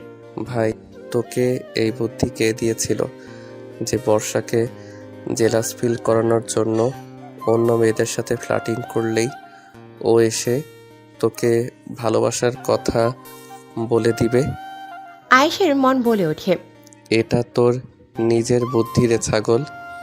সে তাই হোক, তুই একটা মেয়ের সাথে ফ্লার্টিং করেছিস, আর এই মেয়ে এই নিয়ে 10টা ছেলের সাথে। আমি খুব বুঝতে পারছি ও আমার সাথে ইচ্ছে করে এমন করছে, আমার উপর প্রতিশোধ নিচ্ছে। এমনিতেই ওকে আমি অন্য ছেলেদের সাথে সহ্য করতে পারি না, তার উপর 10টা ছেলের সাথে ও এর মধ্যে কথা বলে ফেলেছে। আর পারছি না আমি, কেন যে আমি ওকে জেলাস ফিল করানোর জন্য অন্য মেয়ের সাথে ফ্লার্টিং করতে গেলাম। এখন নিজের আগুনে নিজে পুড়ছি। এত তাড়াতাড়ি অধৈর্য হলে হবে মিস্টার আয়াস? এখনো তো তোমার সবচেয়ে বড় ডোজ বাকি, আর একটু ওয়েট করো সোনা। এর মধ্যে হঠাৎ বর্ষার সামনে থেকে আদিব যাচ্ছে। আরে আবিদ ভাইয়া, আপনাকে তো আজ জোশ লাগছে। তোমাকে খুব সুন্দর লাগছে বর্ষা। শুধু শুধু কি? আপনার পাঞ্জাবির কালারটা। বলে নিজেই আদিবের কলারটা ঠিক করে দিতে লাগলো। আদিব একদৃষ্টিতে মুগ্ধ নয়নে বর্ষার দিকে তাকিয়ে আছে। এর মধ্যে হঠাৎ আনিকা আসলো। আনিকা আদিব আর বর্ষাকে এভাবে ঠিক সহ্য করতে পারছে না। নিজের অজান্তেই আনিকার চোখ থেকে এক ফোঁটা পানি গড়িয়ে পড়ল। আরে আনিকা। আনিকা দ্রুত চোখ মুছে। জি ভাইয়া। শাড়িতে তো তোকে বেশ লাগছে। একই বাড়িতে থাকি অথচ আগে তো খেয়াল করিনি। মুহূর্তের মধ্যে আনিকার মুখে হাসি ফুটে উঠল। থ্যাঙ্কস ভাইয়া। এদিকে আদিব আর বর্ষাকে একসাথে দেখে আয়েশের রাগে পুরো শরীর থেকে আগুন ঝরছে। চোখ দুটো অসম্ভব লাল হয়ে আছে। মনে হচ্ছে এখনই বর্ষাকে ওর চোখ দিয়ে পুড়িয়ে ছাই করে দেবে। এই মেয়েটা আমাকে পাগল করে ছাড়বে, ওর এখনই একটা ব্যবস্থা করা দরকার। বলেই বর্ষার হাত ধরে টান দিল। বর্ষা প্রতিবার পালিয়ে গেল, এবার হঠাৎ আনিকা এসে পড়ায় আর পালাতে পারেনি। আর কিছু বুঝে ওঠার আগেই আয়াস গিয়ে বর্ষার হাত চেপে ধরে। বর্ষার তো প্রাণ যায় যায় পালা। আমি শিওর এই লোকটা এখন আমার উপর প্রচন্ড রেগে আছে। আমাকে নিয়ে এখন কাঁচায় টুক করে গিলে ফেলবে। ভাজাভাজির কোনো চান্সই নেই। কি করব আমি এখন? এই লোকটার কাছ থেকে আমি এখন বাঁচবো কিভাবে? আয়েশ রাগে গটগট করতে করতে বর্ষাকে টেনে নিয়ে যাচ্ছে। আরে ভাইয়া, বর্ষাকে নিয়ে কোথায় যাচ্ছিস? আয়েশ কোনো কথা না বলে এক মনে হাঁটছে। বর্ষা নিজেকে ছাড়ানোর অনেক চেষ্টা করছে, কিন্তু পারছে না। ও একটা মেয়ে মানুষ হয়ে কিভাবে এত বড় একটা দামড়া ছেলের সাথে পেরে উঠবে? বর্ষাকে টেনে এনে আয়েশের গাড়ির মধ্যে ছুঁড়ে ফেলে দিয়ে নিজের ড্রাইভিং সিটে বসে গাড়ি স্টার্ট দিল। যা ভাবছিলাম তাই। উনি আমাকে মেরে ফেলবে। বাড়ি থেকে দূরে নিয়ে গিয়ে আমাকে মেরে ফেলে দিয়ে আসবে, যাতে বাড়ির কেউ টের না পায়। কি শয়তানি চিন্তা ভাবনা। না না, যে করেই হোক নিজেকে বাঁচাতেই হবে। ভয় পেলে চলবে না। হেল্প হেল্প, কেউ আমাকে বাঁচান। এই ছেলেটা আমাকে মেরে ফেলবে। এই আমাকে কোথায় নিয়ে যাচ্ছেন? গাড়ি থামান। Help help. এই চুপ, একদম চুপ। আর একটা কথা বললে সত্যি সত্যি গাড়ি থেকে ফেলে দিয়ে গাড়ি দিয়ে পিষে মেরে ফেলবো, তারপর সবাইকে বলবো অ্যাক্সিডেন্ট। আয়েশের ধমক শুনে বর্ষা ভয়ে চুপসে গেল। এই ছেলেকে এখন বিশ্বাস নেই। যে পরিমাণ রেগে আছে, এখন যা খুশি করতে পারে। আমি নিজেই তো ওনাকে রাগিয়ে দিয়েছি। বুঝতে পারিনি যে এমন ভাবে ফেসে যাব। সব হয়েছে ওই আনিকার জন্য। ওর একদম ওই সময় আসা লাগে। ওর জন্য আমার এই রাক্ষসটার হাত থেকে পালানোর সুযোগ পাইনি। আল্লাহ, তোমার কাছে বিচার দিলাম। আমার মৃত্যুর জন্য দায়ী থাকবে এই দুই ভাই বোন, আয়াস আর আনিকা। আয়াস হঠাৎ গাড়ি থামালো। বর্ষা তাকিয়ে দেখে কাজী অফিস। এ কি? আমাকে এখানে নিয়ে এসেছেন কেন? গাড়ি থেকে নামো। না, আমি নামবো না। আপনি আমাকে এখানে কেন এনেছেন? তোমার এই কি কেনর উত্তর দেওয়ার সময় আমার হাতে নেই। বলে বর্ষাকে কোলে নিয়ে হাঁটা শুরু করলো। আরে কি করছেন? নামান আমাকে। আয়েশ কোনো কথা না বলে সোজা বর্ষাকে কাজী সাহেবের সামনে বসিয়ে। আপনি বিয়ে পড়ানো শুরু করেন। কার বিয়ে? কাজী সাহেব বর্ষার দিকে তাকিয়ে আছে। কাজী সাহেব, আপনি আপনার কাজ করেন। বলুন না কবুল। না, আমি কবুল বলবো না। আমি এই বিয়ে করব না। কিসের বিয়ে? আমার এইভাবে এখানে আনার মানে কি? আমি এই বিয়ে করব না। উনি কি এই বিয়েতে রাজি নয়? শিওর তুমি কবুল বলবে না? বলে নিজের পকেট থেকে একটা ছুরি বের করলো, কাজী সাহেবের সামনে থাকা টেবিলের নিচের দিকে রাখলো যাতে কেউ দেখতে না পায়। ছুরিটা দেখেই বর্ষা খুব ভয় পেয়ে গেল। বর্ষা ভয়ে ভয়ে একটা ঢোক গেল। এই ছেলেটা কি করতে চাইছেটা কি? আয়াস বর্ষার কানের কাছে মুখ নিয়ে, তুমি যদি এখন কবুল না বলো তাহলে এখনই তোমাকে এই ছুরিটা দিয়ে জবাই করব। না, আমি কবুল বলবো না। ওকে বেবি, ঠিক আছে। আমি আবার তোমাকে বেশি কষ্ট দিয়ে মারতে পারবো না। প্রথমে তুমি যে মুখ দিয়ে কবুল বলনি সেই মুখটা জাপানের কুচিসাকি ওনার মতো করে কেটে দেব। তারপর তোমার মুখটা থেকে রক্ত গড়িয়ে গড়িয়ে পড়বে। তারপর যে ঠোঁট দুটো নাচিয়ে নাচিয়ে তুমি আমার সামনে অন্য ছেলেদের সাথে কথা বলছিলে সেই ঠোঁট দুটো কেটে নেব। তারপর তোমার গলাটা কেটে দেব। তোমার গলা থেকে ছিঁড়ছিঁড় করে রক্ত বের হবে। তারপর তুমি যে জিভ দিয়ে আমার সামনে অন্য ছেলেদের সাথে কথা বলছিলে সেই জিভটা কেটে 1,00,000 টুকরো করব। তাকে বলে কিমা করব। জাস্ট এইটুকু বলতেই আয়াস ছুরিটা আস্তে আস্তে বর্ষার দিকে এগিয়ে নিয়ে যেতে লাগলো। কবুল কবুল কবুল। আয়েশের কথা শুনে বর্ষার শরীরে লোম সব দাঁড়িয়ে গেছে, তাই ভয়ে বর্ষা কবুল বলে দিয়েছে। আয়েশ আর বর্ষার বিয়ের সম্পূর্ণ হলো। গাড়িতে বাইরের দিকে মুখ করে আছে বর্ষা, একটা কথা বলছে না আয়েশের সাথে। একটু আগেও সব ঠিক ছিল, মুহূর্তের মধ্যে কি থেকে কি হয়ে গেল। বর্ষার খুব খারাপ লাগছে। আমি চেয়েছিলাম আয়াসকে বিয়ে করতে, কিন্তু আমি তো এটা চাইনি। আমি তো চেয়েছিলাম বাড়ির সবার দোয়া ভালোবাসা নিয়ে বিয়ে করব। আমি বাবা মায়ের বড় মেয়ে, আমার বিয়ে নিয়ে তাদের কত স্বপ্ন। মা তার জামাইকে এই করবে সেই করবে, তার কত স্বপ্ন। তারা যদি জানতে পারে খুব কষ্ট পাবে। ছোট বোনটা তো সারা দিন আপনি তোর বিয়েতে আমি নাচবো, এই করব সেই করব। আর মামা মামি তারা তো আমাকে নিজেদের মেয়ের মতোই ভাবে। আর সেখানে আমি কিনা সবাইকে আমি কি জবাব দেব, কি উত্তর দেব আমি সবাইকে? তুমি এত চিন্তা করো না টুনটুনি পাখি। আমি আমাদের বিয়ের কথা কাউকে বলবো না। আমি তোমাকে পারিবারিক অনুমতি নিয়ে ধুমধাম করে আবার বিয়ে করব। আমি জানি তুমি আমাদের সেই ছোটবেলার বিয়ে মানো না, কিন্তু আমি তো মানি। সেই ছোটবেলা থেকেই আমার সকল মান অভিমান অনুভূতি স্বপ্ন সব তোমাকে ঘিরে। কত বছর পর আমি তোমাকে আবার পেয়েছি। আমি পারবো না তোমাকে আবার হারাতে, কিন্তু তোমাকে হারানোর ভয় যে আমাকে প্রতিনিয়ত তাড়া করে বেড়াচ্ছিল, তাই এই বিয়েটা করে রাখলাম। তুই মানো আর না মানো, এখন তুমি আমার লিগেল ওয়াইফ। তুই চাইলেও এখন আর আমার থেকে দূরে যেতে পারবে না। তোমাকে হারানোর ভয়ে আমি আজ একটা স্বার্থপরের মতো কাজ করেছি আমি জানি, কিন্তু প্লিজ টুনটুনি পাখি আমাকে মাফ করে দিও প্লিজ। আয়েশ বর্ষাকে বাড়ির সামনে নামিয়ে দিয়ে কোথাও একটা চলে গেল। অনেক রাত অব্দি আয়েশকে আর কোথাও দেখা যাচ্ছে না, কিন্তু যতই রাগ অভিমান থাকুক না কেন, বর্ষার এই বেহাল চোখ দুটো যে শুধু আয়েশকেই খুঁজছে। এখন আর বাড়ি থাকবে কেন? বিয়েটা তো করে নিয়েছে, নিজের নামের স্ট্যাম্পটা আমার নামের উপরে দিয়ে দিয়েছে।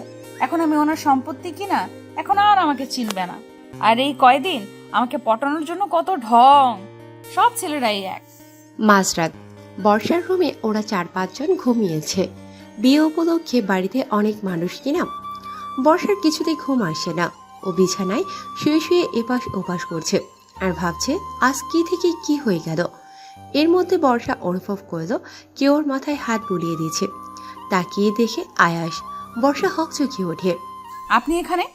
আরে আসতে বলো, ওরা উঠে যাবে তো। আপনি এখানে এসেছেন কেন?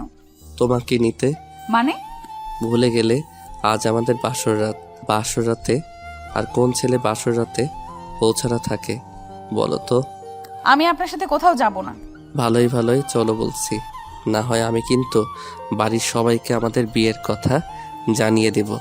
তখন কি হবে বুঝতেই পারছো। কোথায় যেতে হবে চলুন বলে উঠে হাঁটা ধরলো। এই তো বাছা, লাইনে আসো বলে বর্ষাকে কোলে তুলে নিল। আরে কি করছেন, নামান আমাকে। এই বাসর রাতে আমার বউ তার স্বামী থাকতে হেঁটে হেঁটে যাবে? আমি আমার ছোট্ট কিউট মিষ্টি বউটাকে এত কষ্ট দিতে পারি বলো? ঢং যত, সেই তো আমাকে বাড়ির সামনে নামিয়ে দিয়ে কোথায় হাওয়া হয়ে গেলেন, আর কোনো খোঁজ নেই আপনার। বর্ষার কথা শুনে কোনো উত্তর না দিয়ে আয়েশ বর্ষাকে কোলে তুলে নিয়ে হাঁটা ধরল। আয়েশ বর্ষাকে কোলে নিয়ে ছাদের চিলে কোঠার রুমটিতে নামালো। বর্ষা সামনের দিকে তাকিয়ে অবাক। পুরো রুমটা জ্বলন্ত মোমবাতি দিয়ে সাজানো আর লেখা আই লাভ ইউ টুনটুনি। তারপর বর্ষার হাতে একটা প্যাকেট দিল। এটা কি? খুলে দেখো। বর্ষা প্যাকেটটা খুলে দেখি তো অবাক। এটা তো সেই শাড়িটা যেটা তুমি শপিং মলে হা করে দেখছিলে। আমি দেখেই বুঝেছিলাম শাড়িটা তোমার অনেক পছন্দ হয়েছে।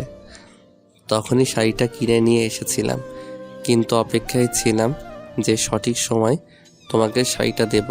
আর আজ রাতের থেকে সঠিক সময় তো আর হতে পারে না। কিন্তু এই যে সব আপনি কখন করলেন?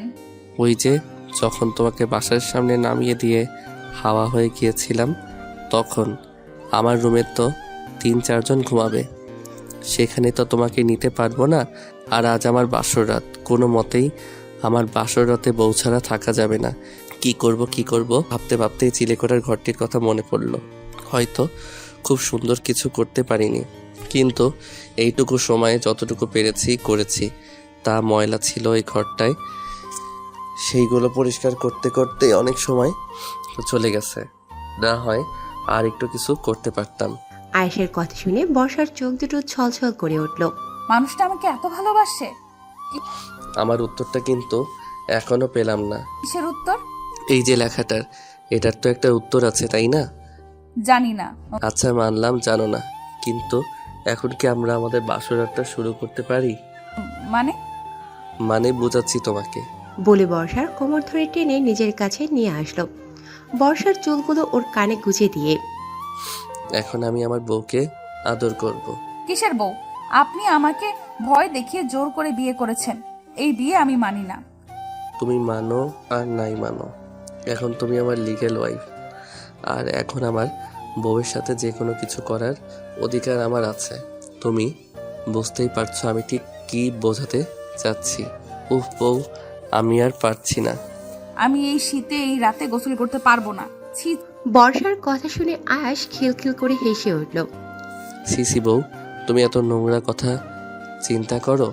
তোমার মাথায় এইসব কথা ঘুরছিল বউ? তুমি কি ভেবেছিলে যে আমি তোমার সাথে এখন কি করব যাতে তোমার গোসল করা লাগবে? উফ সরি বউ, ওসব করার পর তো গোসল করা ফরজ হয়ে যায়, কিন্তু আমি ভাবিনি যে ওসব কিছু করব আজকে। কিন্তু তোমার চিন্তা ভাবনা তো আমার থেকেও ফাস্ট বউ। আয়েশের কথায় এবার বর্ষার লজ্জায় মাটির সাথে মিশে যেতে ইচ্ছে করছে। আমি মুখ ফসকে এটা কি বলে ফেললাম? লজ্জায় বর্ষার মুখ লাল হয়ে গেছে। তা বউ, তুমি যখন চাচ্ছ তখন আর দেরি করে লাভ কি? শুভ কাজে দেরি করতে নেই, চলো তোমার গোসল করার ব্যবস্থাটা করেই দেই। বলে বর্ষার দিকে এক পা করে আগাতে শুরু করলো, আর বর্ষা এক পা করে পিছিয়ে যেতে থাকলো। এই আমার দিকে আগাবেন না বলে দিচ্ছি, দূরে যান দূরে যান। কেন বউ, এখন লজ্জা পাচ্ছ কেন? কাছে এসো। ইস বউ, তোমাকে লজ্জা পেলে যে কি কিউট লাগে, একদম নেশা ধরে যায়, নিজেকে সামলানো দায় হয়ে পড়ে। বর্ষা পিছিয়ে যেতে যেতে দেয়ালে পিঠ থেকে গেছে, এখন আর যাওয়ার জায়গা নেই। এখন আর কোথায় পালাবে বউ? এখন তো আমার কাছে আসতেই হবে, টুনটুনি পাখিটা আমার। হঠাৎ বর্ষা আয়েশের শার্টের কলার ধরে নিজের কাছে নিয়ে আসলো।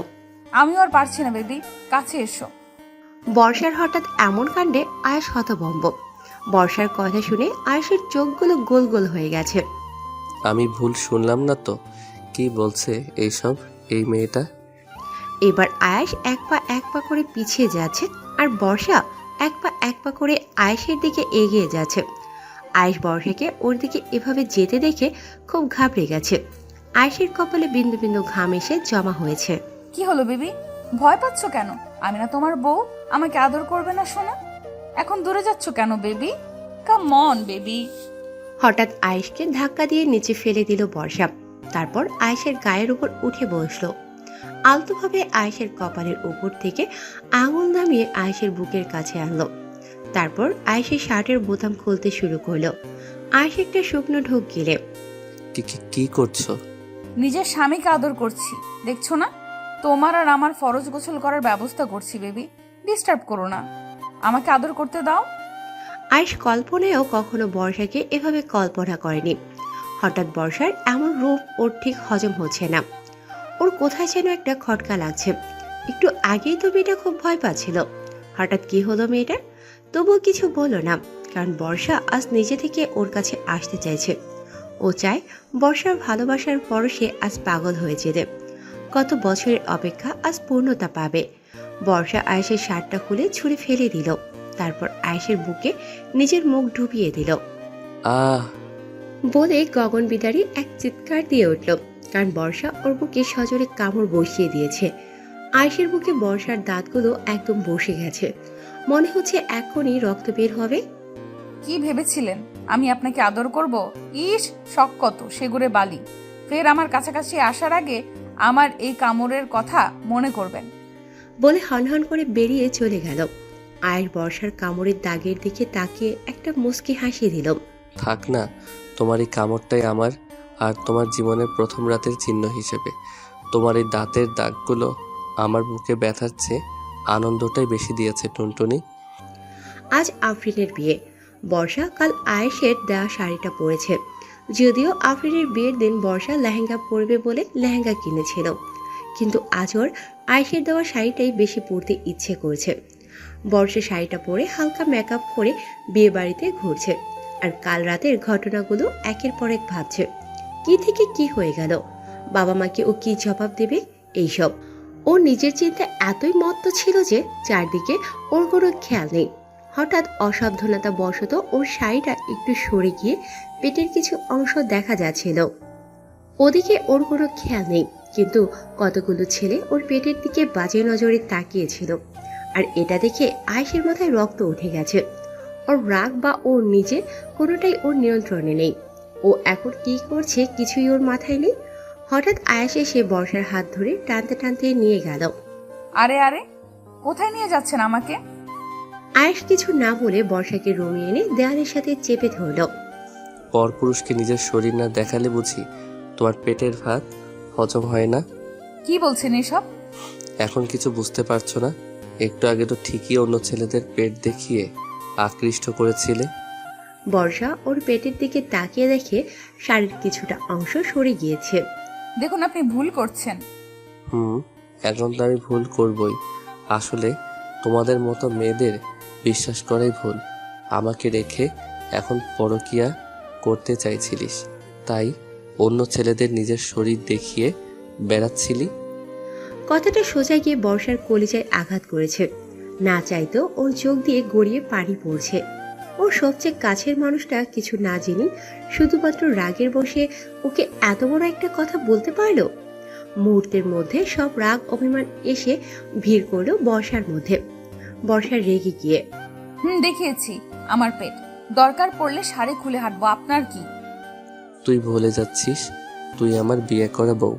আপনিও ভুলে যাচ্ছেন, আপনি আমাকে ভয় দেখিয়ে জোর করে বিয়ে করেছেন, আর এই বিয়ে আমি মানি না। কি বললি তুই? তোর এত বড় সাহস? দাঁড়া, তুই একটু আগে ছেলেদের পেট দেখিয়ে বেরিয়েছিস তাই না? ওয়েট। বলেই বর্ষার পেট থেকে শাড়ি সরিয়ে বর্ষার পেটে নিজের নখ দিয়ে আঁচড় কেটে দিল। আয়েশের নখের আঁচড়ের সাথে সাথে বর্ষার পেটের চামড়া ছিলে রক্ত বের হতে শুরু করলো। আমার খুব লাগছে, ছাড়ুন। কিন্তু সেই দিকে আয়েশের কোনো ভ্রুক্ষেপ নেই। আয়েশ রাগের বসে ওর হিতাহিত জ্ঞান হারিয়ে ফেলেছে। ও এখন কি করছে বা বলছে কোনো কিছুর উপরই ওর কোনো কন্ট্রোল নেই। বর্ষা আয়েশকে ধাক্কা মেরে কাঁদতে কাঁদতে দৌড়ে বেরিয়ে গেল। বর্ষার ধাক্কায় আয়েশের হুঁশ ফিরল। ও এখন ভালোভাবে বুঝতে পারছে ও রাগের বশে এতক্ষণ ঠিক কি করেছে। হুঁশ ফিরতেই হাতে একটা মলম নিয়ে বর্ষাকে সারা বাড়ি খুঁজছে আয়াস, কিন্তু কোথাও বর্ষা নেই। আমি এটা কি করলাম, কেন করলাম? আমার খুব ভয় করছে। আমার উপর রাগ করে আমার টুনটুনি পাখিটা আবার আমাকে ছেড়ে চলে যাবে না তো? না না, আমার কলিজাটাকে আমাকে ছেড়ে যেতেই দেব না, কখনো না। ওকে ছাড়া তো আমার একদম চলবে না, কিন্তু রাগের বশে আমি এত বড় একটা ভুল করলাম কি করে। বর্ষা ছাদের এক কোণে বসে অঝরে কাঁদছে। খুব কষ্ট হচ্ছে আজর। ইচ্ছে করছে চিৎকার করে কাঁদতে, কিন্তু তাও পারছে না। ওর ভালোবাসার মানুষটা কিভাবে পারলো আজকে এত বড় একটা কথা বলল, শেষ পর্যন্ত কিনা ওর চরিত্র নিয়ে কথা বলল। এই ভালোবাসে আয়েশ ওকে। এদিকে আয়েশ বর্ষাকে খুঁজতে খুঁজতে আয়েশের অবস্থা পাগল পাগল। বর্ষা, এখানে কি করছিস? কিছু না তো। চল নিচে চল, সবাই নিচে। বিয়ে বাড়ি আর তুই কেনা এখানে একা একা বসে আছিস? তুই যা, আমি যাব না, আমার ভালো লাগছে না। তা বললে হবে? আজ আফরিন আপুর বিয়ে, চল চল। বলে বর্ষাকে জোর করে নিয়ে নিচে নিয়ে গেল। এতক্ষণ পর বর্ষাকে দেখে আয়েশ যেন প্রাণ ফিরে পেল। বর্ষাকে দেখে আয়েশ ওর সাথে কথা বলতে গেলেই বর্ষা পাশ কাটিয়ে চলে যায়। এই টুনটুনি, প্লিজ আমার কথাটা শোনো, আমার ভুল হয়ে গেছে, আই এম সরি। বর্ষা কোনো উত্তর না দিয়ে চলে গেলে আর আয়েশ বর্ষার পিছু পিছু ছুটতে থাকলো। কিন্তু এর মধ্যে আফরিনের বিয়ে শেষ। এখন আফরিনের বিদায়। আর আয়েশ আফরিনের একমাত্র ভাই, তাই ওর অনেক কাজ। তাই আফরিনের বিদায়ীতে আয়েশ ব্যস্ত হয়ে আর বর্ষার কাছে যেতে পারল না। আফরিনের বিদায়ের পরই অনেক আত্মীয়রা অনেকে চলে গেছে। তাই আজ রুমে শুধু আনিকা আর বর্ষাই ঘুমিয়েছে। মাঝরাত, বর্ষার ঘুম আসছে না। ওর খুব কষ্ট হচ্ছে। বিছানায় একপাশে গুটিসুটি মেরে বসে বসে কাঁদছে, আর পাশেই আনিকা ঘুমোচ্ছে। এর মধ্যে আয়েশ দরজা খুলে রুমে প্রবেশ করলো। আয়েশকে দেখেই বর্ষা মুখ ঘুরিয়ে অন্যদিকে তাকালো। আই এম সরি টুনটুনি, আমার ভুল হয়ে গেছে, আমি আর কখনো এমন করব না, আমাকে মাফ করে দাও প্লিজ। বর্ষা কোনো কথা বলছে না। সরি প্লিজ, তখন আমার মাথা খুব গরম হয়ে গেছিল, আমার নিজের উপর কোনো কন্ট্রোল ছিল না, প্লিজ এইবারের মতো মাফ করে দাও।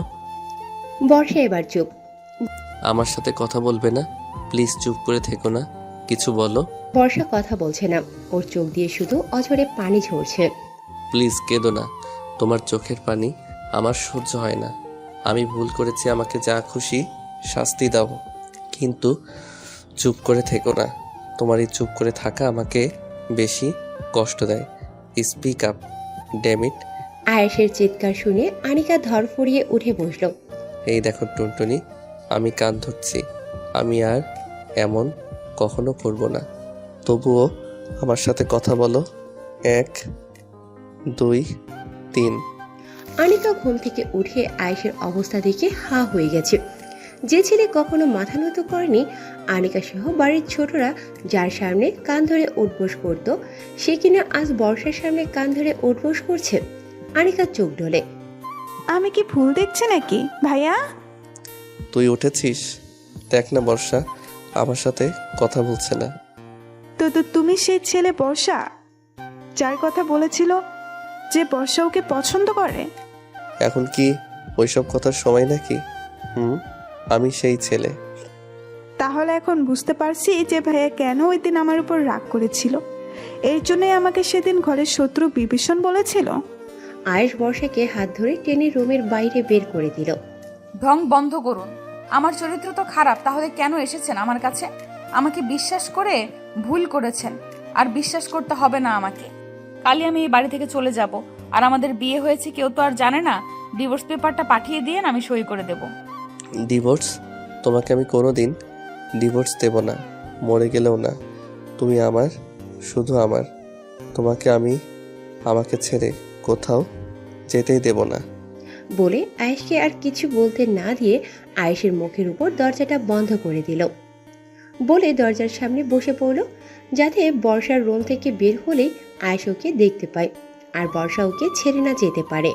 বর্ষা ভাইয়া অনেক কষ্ট পাচ্ছে, তুই এমন করিস না ভাইয়ার সাথে। তোর ভাইকে আমি এত সহজে মাফ করব না। তোর ভাই কি করেছে জানিস? কি এমন করেছে ভাইয়া? তোর ভাই আমাকে চরিত্রহীনা বলেছে, বলেছে আমার মতো মেয়েদের বিশ্বাস করে ভুল করেনি। তারপর আমার সাথে কি করেছে দেখ। বলে বর্ষা নিজের পেটের উপর থেকে কাপড়টা একটু সরিয়ে আয়েশের নখের আঁচড়গুলো আনিকাকে দেখালো। কি ভাইয়া এসব করেছে? তাহলে ঠিকই আছে, ভাইয়াকে এত সহজে মাফ করবি না, একদম না। সকালে ঘুম থেকে উঠেই বর্ষা ব্যাগ গুছিয়ে বের হলো, ও আজ চলে যাবে। বর্ষা সিঁড়ি থেকে ব্যাগ নিয়ে নামছে। প্লিজ আমাকে ছেড়ে যেও না, আমি মানছি তো আমি ভুল করেছি। তুমি আমাকে যা শাস্তি দিবে আমি মাথা পেতে নেব, তবুও আমাকে ছেড়ে যেও না।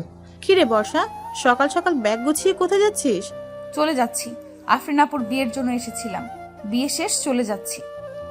হঠাৎ আয়েশ বর্ষাকে সবার সামনে জড়িয়ে ধরে। প্লিজ আমাকে ছেড়ে যেও না, আমাকে এত বড় শাস্তি দিও না।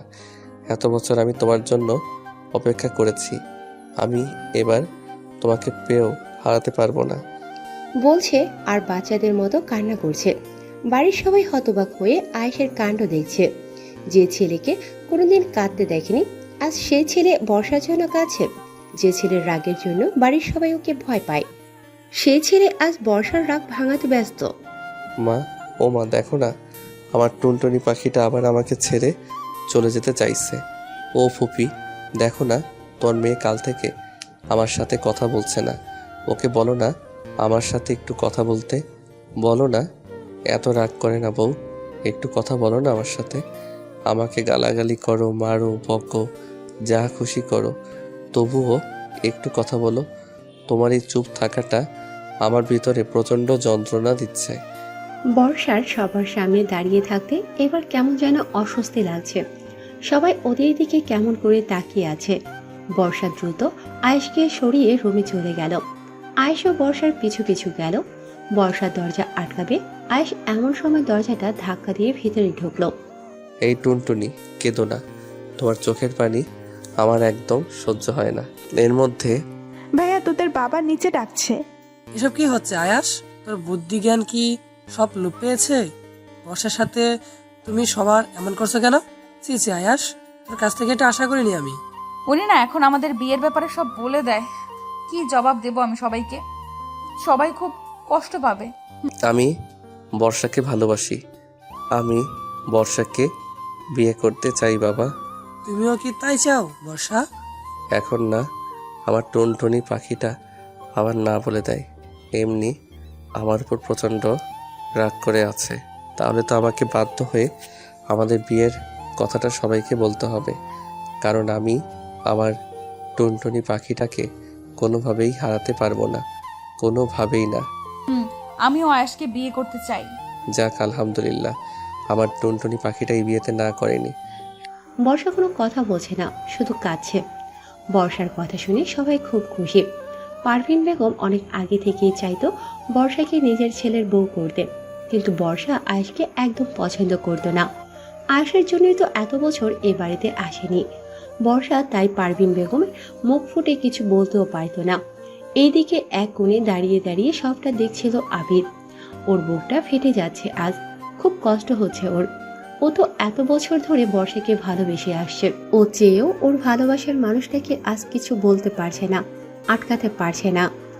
ও বিশ্বাস করতে পারছে না ওর ভালোবাসার মানুষটা অন্য কাউকে ভালোবাসে।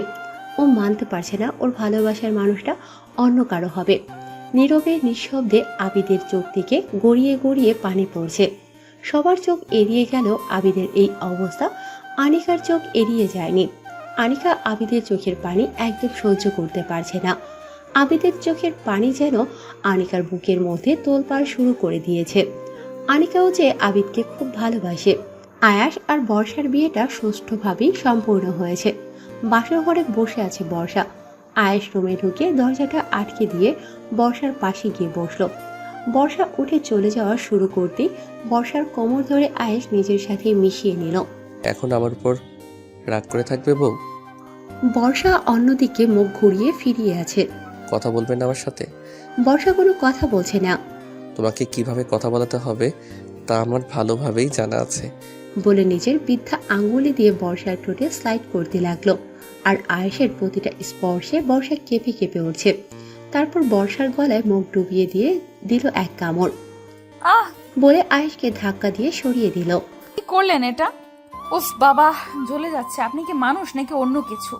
কাল আছড়ে আমার পেটের চামড়া ছিলে দিয়েছেন, আজ আবার কামড় দিচ্ছেন। এই তো আমার টুনটুনি পাখিটা কথা বলেছে। আমি তো ভেবেছিলাম আমার বউটা বোবা হয়ে গেছে, দেখি কাল কি করেছি। বলে বর্ষার পেটে হাত দিয়ে পেটের কাপড় সরিয়ে দিতেই বর্ষা আয়েশের হাত সরিয়ে দিয়ে দূরে গিয়ে দাঁড়ালো। হয়েছে, আর আদিক্ষেতা দেখাতে হবে না। আয়াস বর্ষার কোমর ধরে এক টানে নিজের কাছে এনে বর্ষার পেটের কাপড় সরিয়ে একটা চুমু দিল। সরি টুনটুনি পাখিটা, আমি তোমাকে কষ্ট দিতে চাইনি, কিন্তু ওই ছেলেগুলো তোমার দিকে বাজেভাবে তাকিয়েছিল বলে আমি নিজেকে একদম কন্ট্রোল করতে পারিনি। এইবারের মতো মাফ করে দাও প্লিজ, আর কখনো এমন করব না, কথা দিচ্ছি। বর্ষা আয়েশকে সরিয়ে দিয়ে বর্ষার রাগে কটমট করতে করতে একটা বালিশ আর কাঁথা নিয়ে বারান্দার দিকে রওনা দিল। কোথায় যাচ্ছ? বারান্দায়। কেন? আমি আজ বারান্দায় ঘুমাবো। কি ভেবেছেন কি আমি এই বিয়েতে রাজি হয়েছি বলে কি আপনাকে মাফ করে দিয়েছি? কখনো না।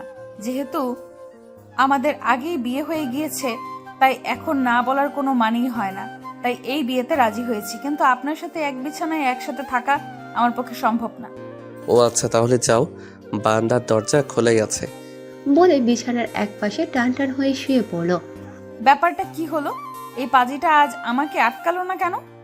পাজিটা এত তাড়াতাড়ি রাজি হয়ে গেল কিভাবে? আমাকে কি আজ রাতে বারান্দায় থাকতে হবে? কোথায় ভেবেছিলাম আমি বারান্দায় যেতে চাইলে এই পাজিটা আমায় আটকিয়ে বলবে, তুই বিছানায় শুয়ে পড়ো, তুমি বিছানায় শুয়ে পড়ো, আমি বারান্দায় যাচ্ছি। তা না, এত তাড়াতাড়ি রাজি হয়ে গেল। বারান্দায় আমি একা একা থাকবো কিভাবে? আমার তো খুব ভয় লাগছে। কি হলো, দাঁড়িয়ে আছো কেন? যাও বারান্দায়, নাকি আমার এগিয়ে দিয়ে আসতে হবে? কেন বলতে গেলাম আমি বারান্দায় ঘুমাবো, আমি সোফায় ঘুমাবো বললেও তো হতো, কিন্তু বুঝতে পারিনি এই পাজিটা এত তাড়াতাড়ি রাজি হয়ে যাবে। এখন তো আমাকে বারান্দায় যেতেই হবে, না হলে এই পাজিটা আমাকে নিয়ে হাসবে। বর্ষা করুণ দৃষ্টিতে একবার আয়েশের দিকে তাকিয়ে একটা ঢোক গিলে বারান্দায় চলে গেল। বর্ষা বারান্দায় পা দেবে, এর মধ্যে দেখে বারান্দায় কেউ একজন কাদামাটি বিছিয়ে রেখেছে। বর্ষার আগে কটমট করতে করতে রুমের ভিতর সোফার দিকে যায়। সোফায় বসতে যাবে এমন সময় দেখে সোফা একদম পানি দিয়ে ভিজিয়ে টইটুম্বর করে রাখা হয়েছে। বর্ষা আয়েশের দিকে একবার অগ্নি দৃষ্টিতে তাকিয়ে মেঝেতে শুতে যায়। গিয়ে দেখে মেঝের যে অংশ খালি, সেখানে কোনো মানুষ শুতে পারবে সেখানেও কাদামাটি বিছিয়ে রাখা হয়েছে। বর্ষা শেষমেশ আর উপায় না পেয়ে খাটে বিছানায় শুতে যায়। বিছানার এক পাশে আয়াস শুয়ে আছে।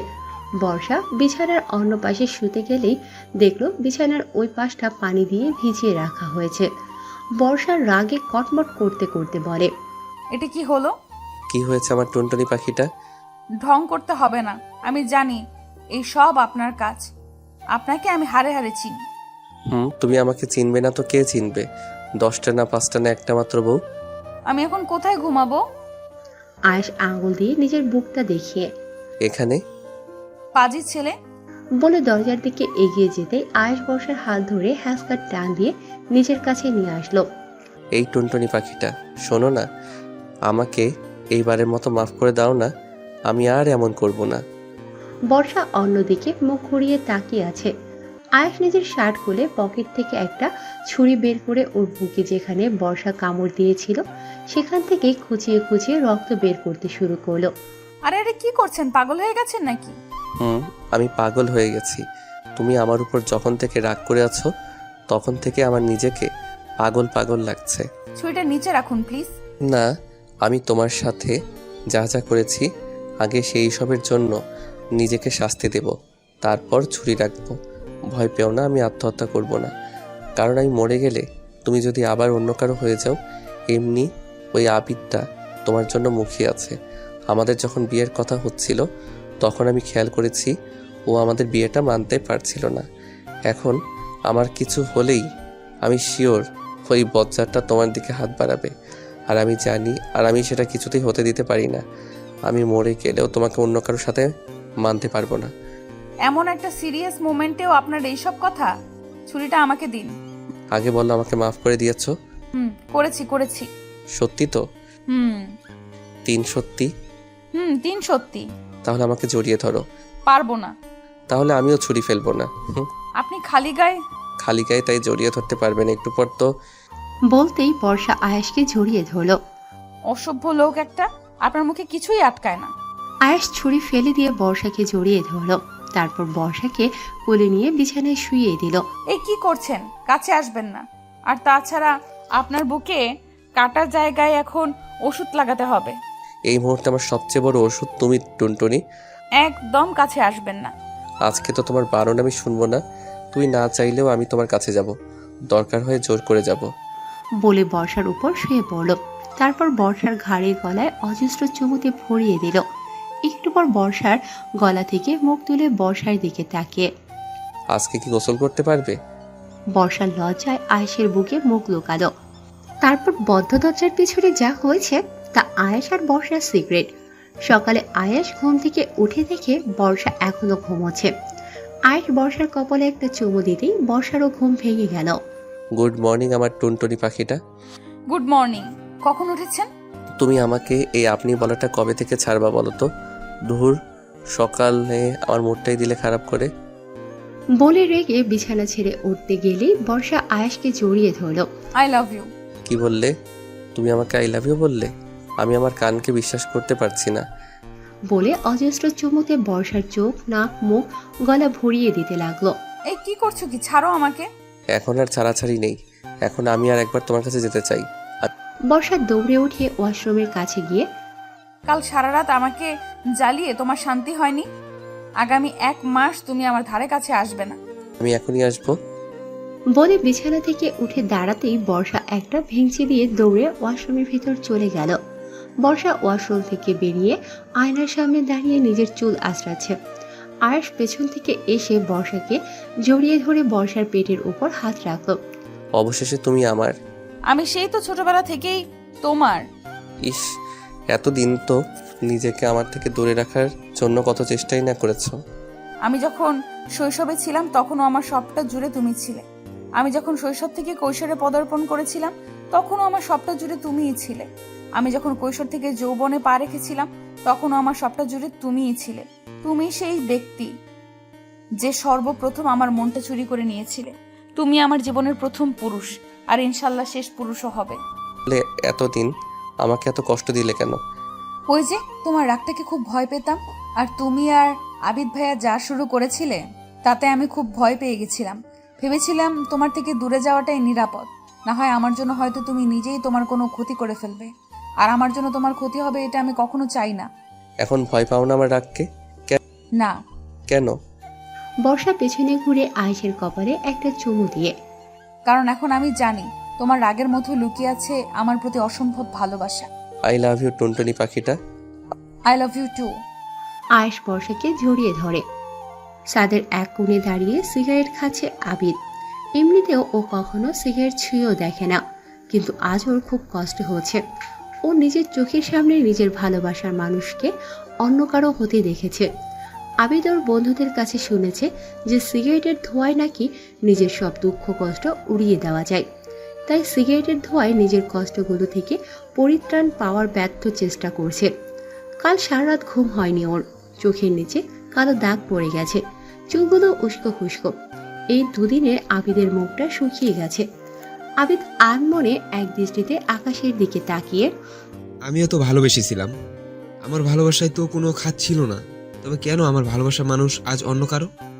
আমিও তো সেই ছোট্টবেলা থেকেই বর্ষাকে ভালোবেসেছি, ও কেন আমাকে ভালোবাসতে পারলো না? আমি তো সেই ছোটবেলা থেকেই বর্ষার জন্য অপেক্ষা করেছি, বারবার একটা বার ওকে দেখার জন্য ছুটে গিয়েছি গ্রামে। আমার ভাগ্য কেন আমার সহায় হলো না? কি অপরাধ ছিল আমার? পেছন থেকে আনিকা, আবিদ ভাইয়া। আবিদের এখন এই মুহূর্তে কারোর সাথে কোনো কথা বলতে ইচ্ছে করছে না। এই মুহূর্তে ও একটু একা থাকতে চায়। তাই কোনো কথা না বলে আনিকার পাশ কাটিয়ে চলে যেতে নিলে আনিকা আবিদকে জড়িয়ে ধরে কেঁদে দিল। ভাইয়া, তোমার কষ্ট আমার একদম সহ্য হচ্ছে না। আমি তোমাকে এভাবে দেখতে পাচ্ছি না ভাইয়া। আবিদ মূর্তির মতো দাঁড়িয়ে আছে, ওর মুখ থেকে কোনো কথা বের হচ্ছে না। আমি তোমাকে ভালোবাসি ভাইয়া, খুব ভালোবাসি।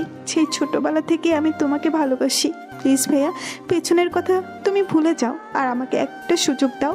আমি তোমার সব কষ্ট ভুলিয়ে দেওয়ার চেষ্টা করব। আমি জানি এসব কথা বলার এখন সঠিক সময় না, কিন্তু আমি যে তোমাকে এই অবস্থায় আর দেখতে পাচ্ছি না। তোমাকে এভাবে দেখে আমারও খুব কষ্ট হচ্ছে আজ। তোকে কি বলবো, আমার ভাষা নেই, কিন্তু আমাকে মাফ করিস।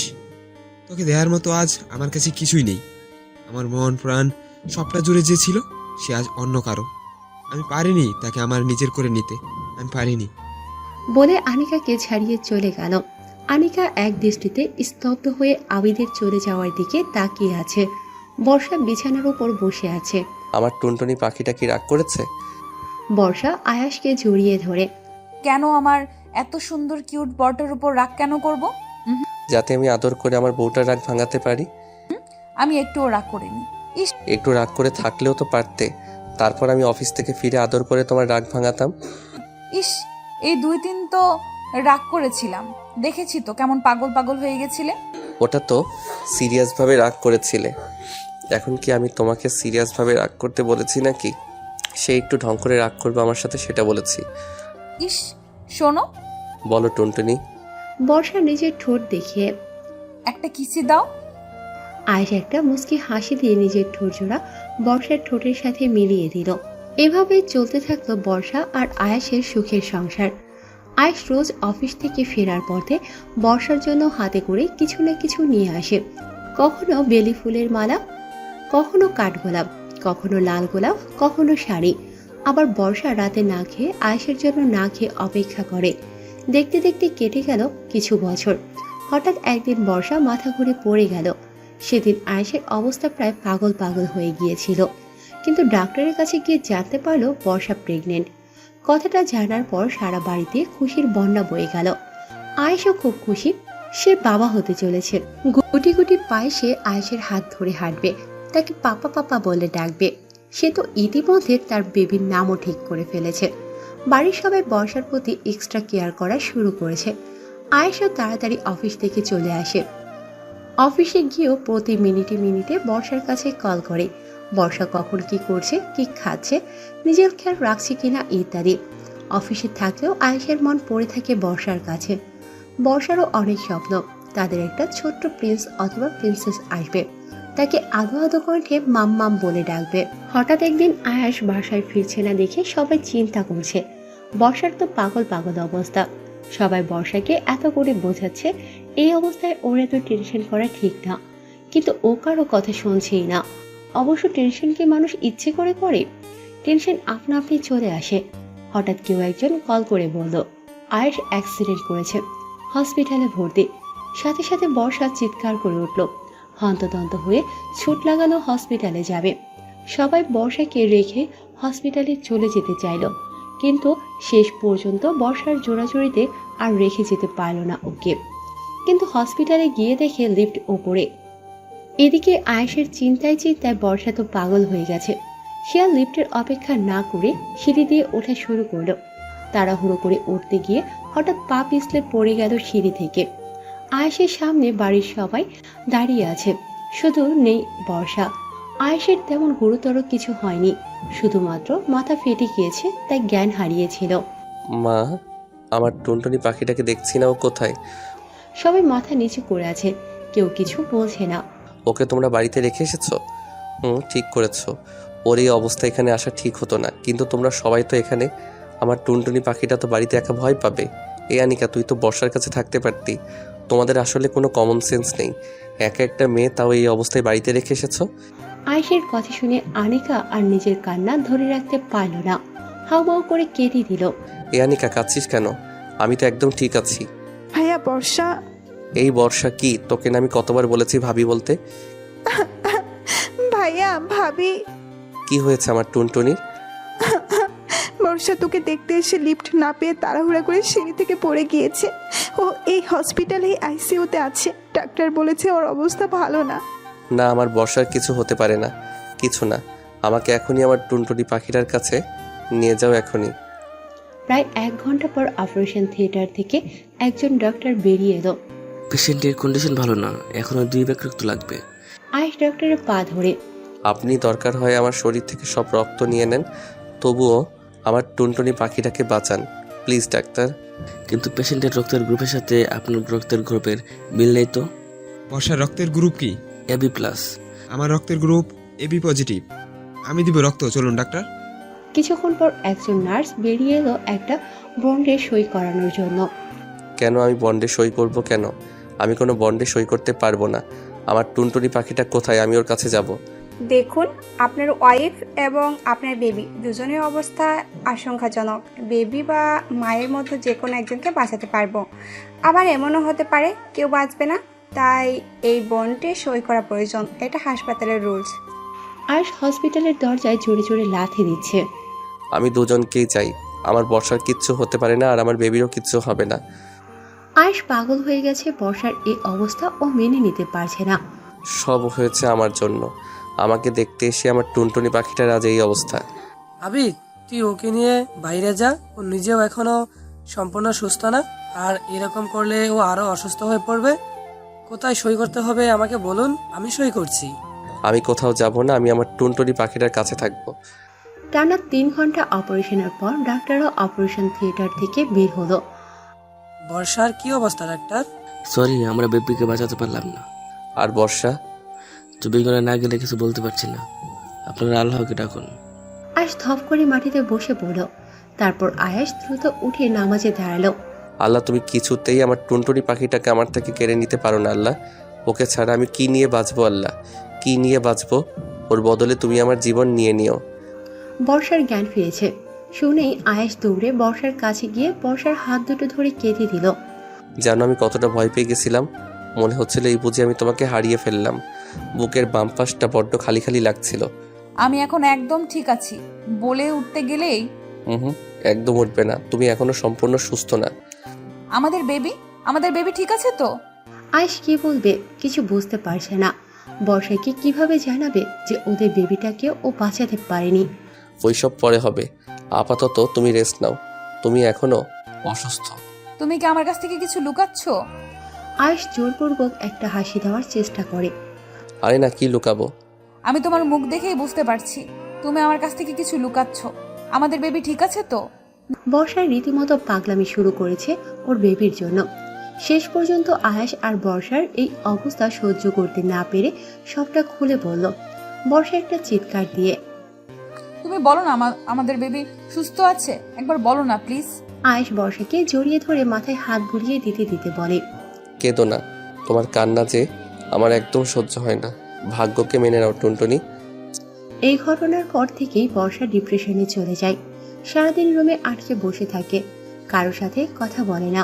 ছাদে দাঁড়িয়ে আছে আনিকা, পেছন থেকে আবিদ। আনিকা, কিছু বলবে আবিদ ভাই? কথাটা কিভাবে বলবো বুঝতে পারছি না ঠিক। তুমি কি আমাকে এখনো ভালোবাসো? আনিকা আবিদের হঠাৎ এমন প্রশ্নে অবাক চোখে আবিদের দিকে তাকিয়ে আছে। আসলে আমি চাইছি আমাদের সম্পর্কটাকে নতুন একটা সুযোগ দিতে। আমিও তোমাকে ভালোবাসতে চাই। পৃথিবীতে সবাই সবার ভালোবাসার মানুষটাকে পাবে এমন না, আমিও না হয় পাইনি। আমি আমার অতীতটাকে ভুলে যেতে চাই, তোমার সাথে নতুন করে বাঁচতে চাই, তোমাকে নিয়ে নতুন করে স্বপ্ন দেখতে চাই। তুমি কি আমাকে শেষ একটা সুযোগ দিবে আনিকা? কথা দিচ্ছি আমি কখনো তোমাকে কষ্ট দিব না, কখনো তোমাকে ঠকাবো না। আনিকা এখনো কোনো উত্তর না দিয়ে অবাক দৃষ্টিতে আবিদের দিকে তাকিয়ে আছে। আবিদ আনিকার ব্যাপারটা বুঝতে পেরে, তোমাকে এখনোই কিছু বলতে হবে না, তুমি সময় নাও, তারপর ভেবেচিন্তে উত্তর দিও। বলে চলে যেতে নিলেই আনিকা এসে আবিদকে জড়িয়ে ধরে। আমি তোমাকে খুব ভালোবাসি আবিদ ভাইয়া, আমি তোমার সাথে বাঁচতে চাই। আমার সব স্বপ্ন, মন, প্রাণ সব তো তোমাকে ঘিরেই। কথাগুলো বলছে আর আনিকার চোখ থেকে গড়িয়ে পানি পড়ছে। মিথ্যা কথা। আনিকা অবাক দৃষ্টিতে আবিদের দিকে তাকালো। এই যে, তাহলে এখনো ভাইয়া ভাইয়া বলতে না? আনিকা লজ্জা পেয়ে আবিদকে জড়িয়ে ধরল। আবিদও আনিকাকে জড়িয়ে ধরল। 6 মাস পর আয়াস অনেক চেষ্টায় বর্ষাকে ডিপ্রেশন থেকে ফিরিয়ে এনেছে। বর্ষা এখন আবার প্রেগনেন্ট। এবার বাড়ির সবাই আগের থেকেও বর্ষার বেশি যত্ন নিচ্ছে। সবচেয়ে বেশি যত্ন নিচ্ছে আয়াস। সে এবার চাকরি ছেড়ে দিয়ে বাড়িতে উঠেছে। এই আয়াসের বাচ্চা। ছি ছি টুনটুনি, তুমি এসব কি বলছো? তুই স্বামীর নাম ধরে ডাকছো, তারপর আবার বলছো আয়েশের বাচ্চা। কিন্তু আমার বাচ্চা তো তোমার পেটে, এখনো পৃথিবীর আলোই দেখেনি। বর্ষার রাগে কটমট করতে করতে, তুমি চাকরি ছেড়েছো কেন? তোমার দেখাশোনা করতে। এটা কেমন কথা? আমি কি এখনো বাচ্চা? আমি নিজের যত্ন নিজে নিতে পারি না নাকি? বাচ্চাই তো। আগের বার যে ভয় আমি পেয়েছিলাম, এবার আমি কোনো রিস্ক নিতে চাই না। আর তাছাড়া আমি আমার বাবা মায়ের একমাত্র ছেলে। বাবা তো অনেক দিন আগেই ব্যবসার কাজে বসতে বলেছিল, কিন্তু আমিই করিনি। বেবিটা হলে তুমি সুস্থ হলে ব্যবসার কাজ ধরবো। কিন্তু এটা তোমার স্বপ্ন ছিল, নিজের পায়ে নিজে দাঁড়ানো, নিজের আলাদা একটা পরিচিতি গড়া। এখন কি আমি অন্যের পায়ে দাঁড়িয়ে আছি নাকি নিজের পায়ে তো দাঁড়িয়ে আছি? আমি ঠিক কি বলতে চাইছি তুমি ভালো করেই বুঝেছো। আয়েশ বর্ষাকে জড়িয়ে ধরে। এই মুহূর্তে আমার কাছে সবচেয়ে গুরুত্বপূর্ণ তুমি। আমি এবার আর তোমাকে নিয়ে কোনো রিস্ক নিতে চাই না। আমি তো আবার বেবি নিতেই রাজি হতাম না। এখন শুধু তোমার মুখের দিকে তাকিয়ে আর একটা ছোট্ট প্রিন্স অথবা প্রিন্সেসের লোকটা ঠিক সামলাতে না পেরে রাজি হয়েছি। কিন্তু এইবার 1 মিনিটের জন্যেও তোমাকে আমার চোখের আড়াল করব না। 5 বছর পর আয়েশ ল্যাপটপে কি যেন কাজ করছে আর বর্ষা ঘর গোছাচ্ছে। এই টুনটুনি, আয়ুষী বর্ষা আর আয়েশের একমাত্র রাজকন্যা। এই কি বললি তুই? এইসব তোকে কে শিখিয়েছে? পাপা। বর্ষা আয়েশের দিকে তাকিয়ে। এইসব শিক্ষা দাও মেয়েকে? আয়েশকে ঢোকিলে। কই না তো। আমি দেখছি না ভাবছো? বাবা মেয়ে মিলে সব সময় আমার পেছনে লাগা। আয়েশ এসে বর্ষাকে জড়িয়ে ধরে। তোমার পেছনে লাগবো না তো কার পেছনে লাগবো? 10টা না 5টা না, আমার একটা মাত্র বউ। পাপা, তুমি আমাকে রেখে একা একাই মাম্মামকে আদর করছো? আয়াশ আর বর্ষা একগাল হেসে দুজনই আয়ুষীকে জড়িয়ে ধরল।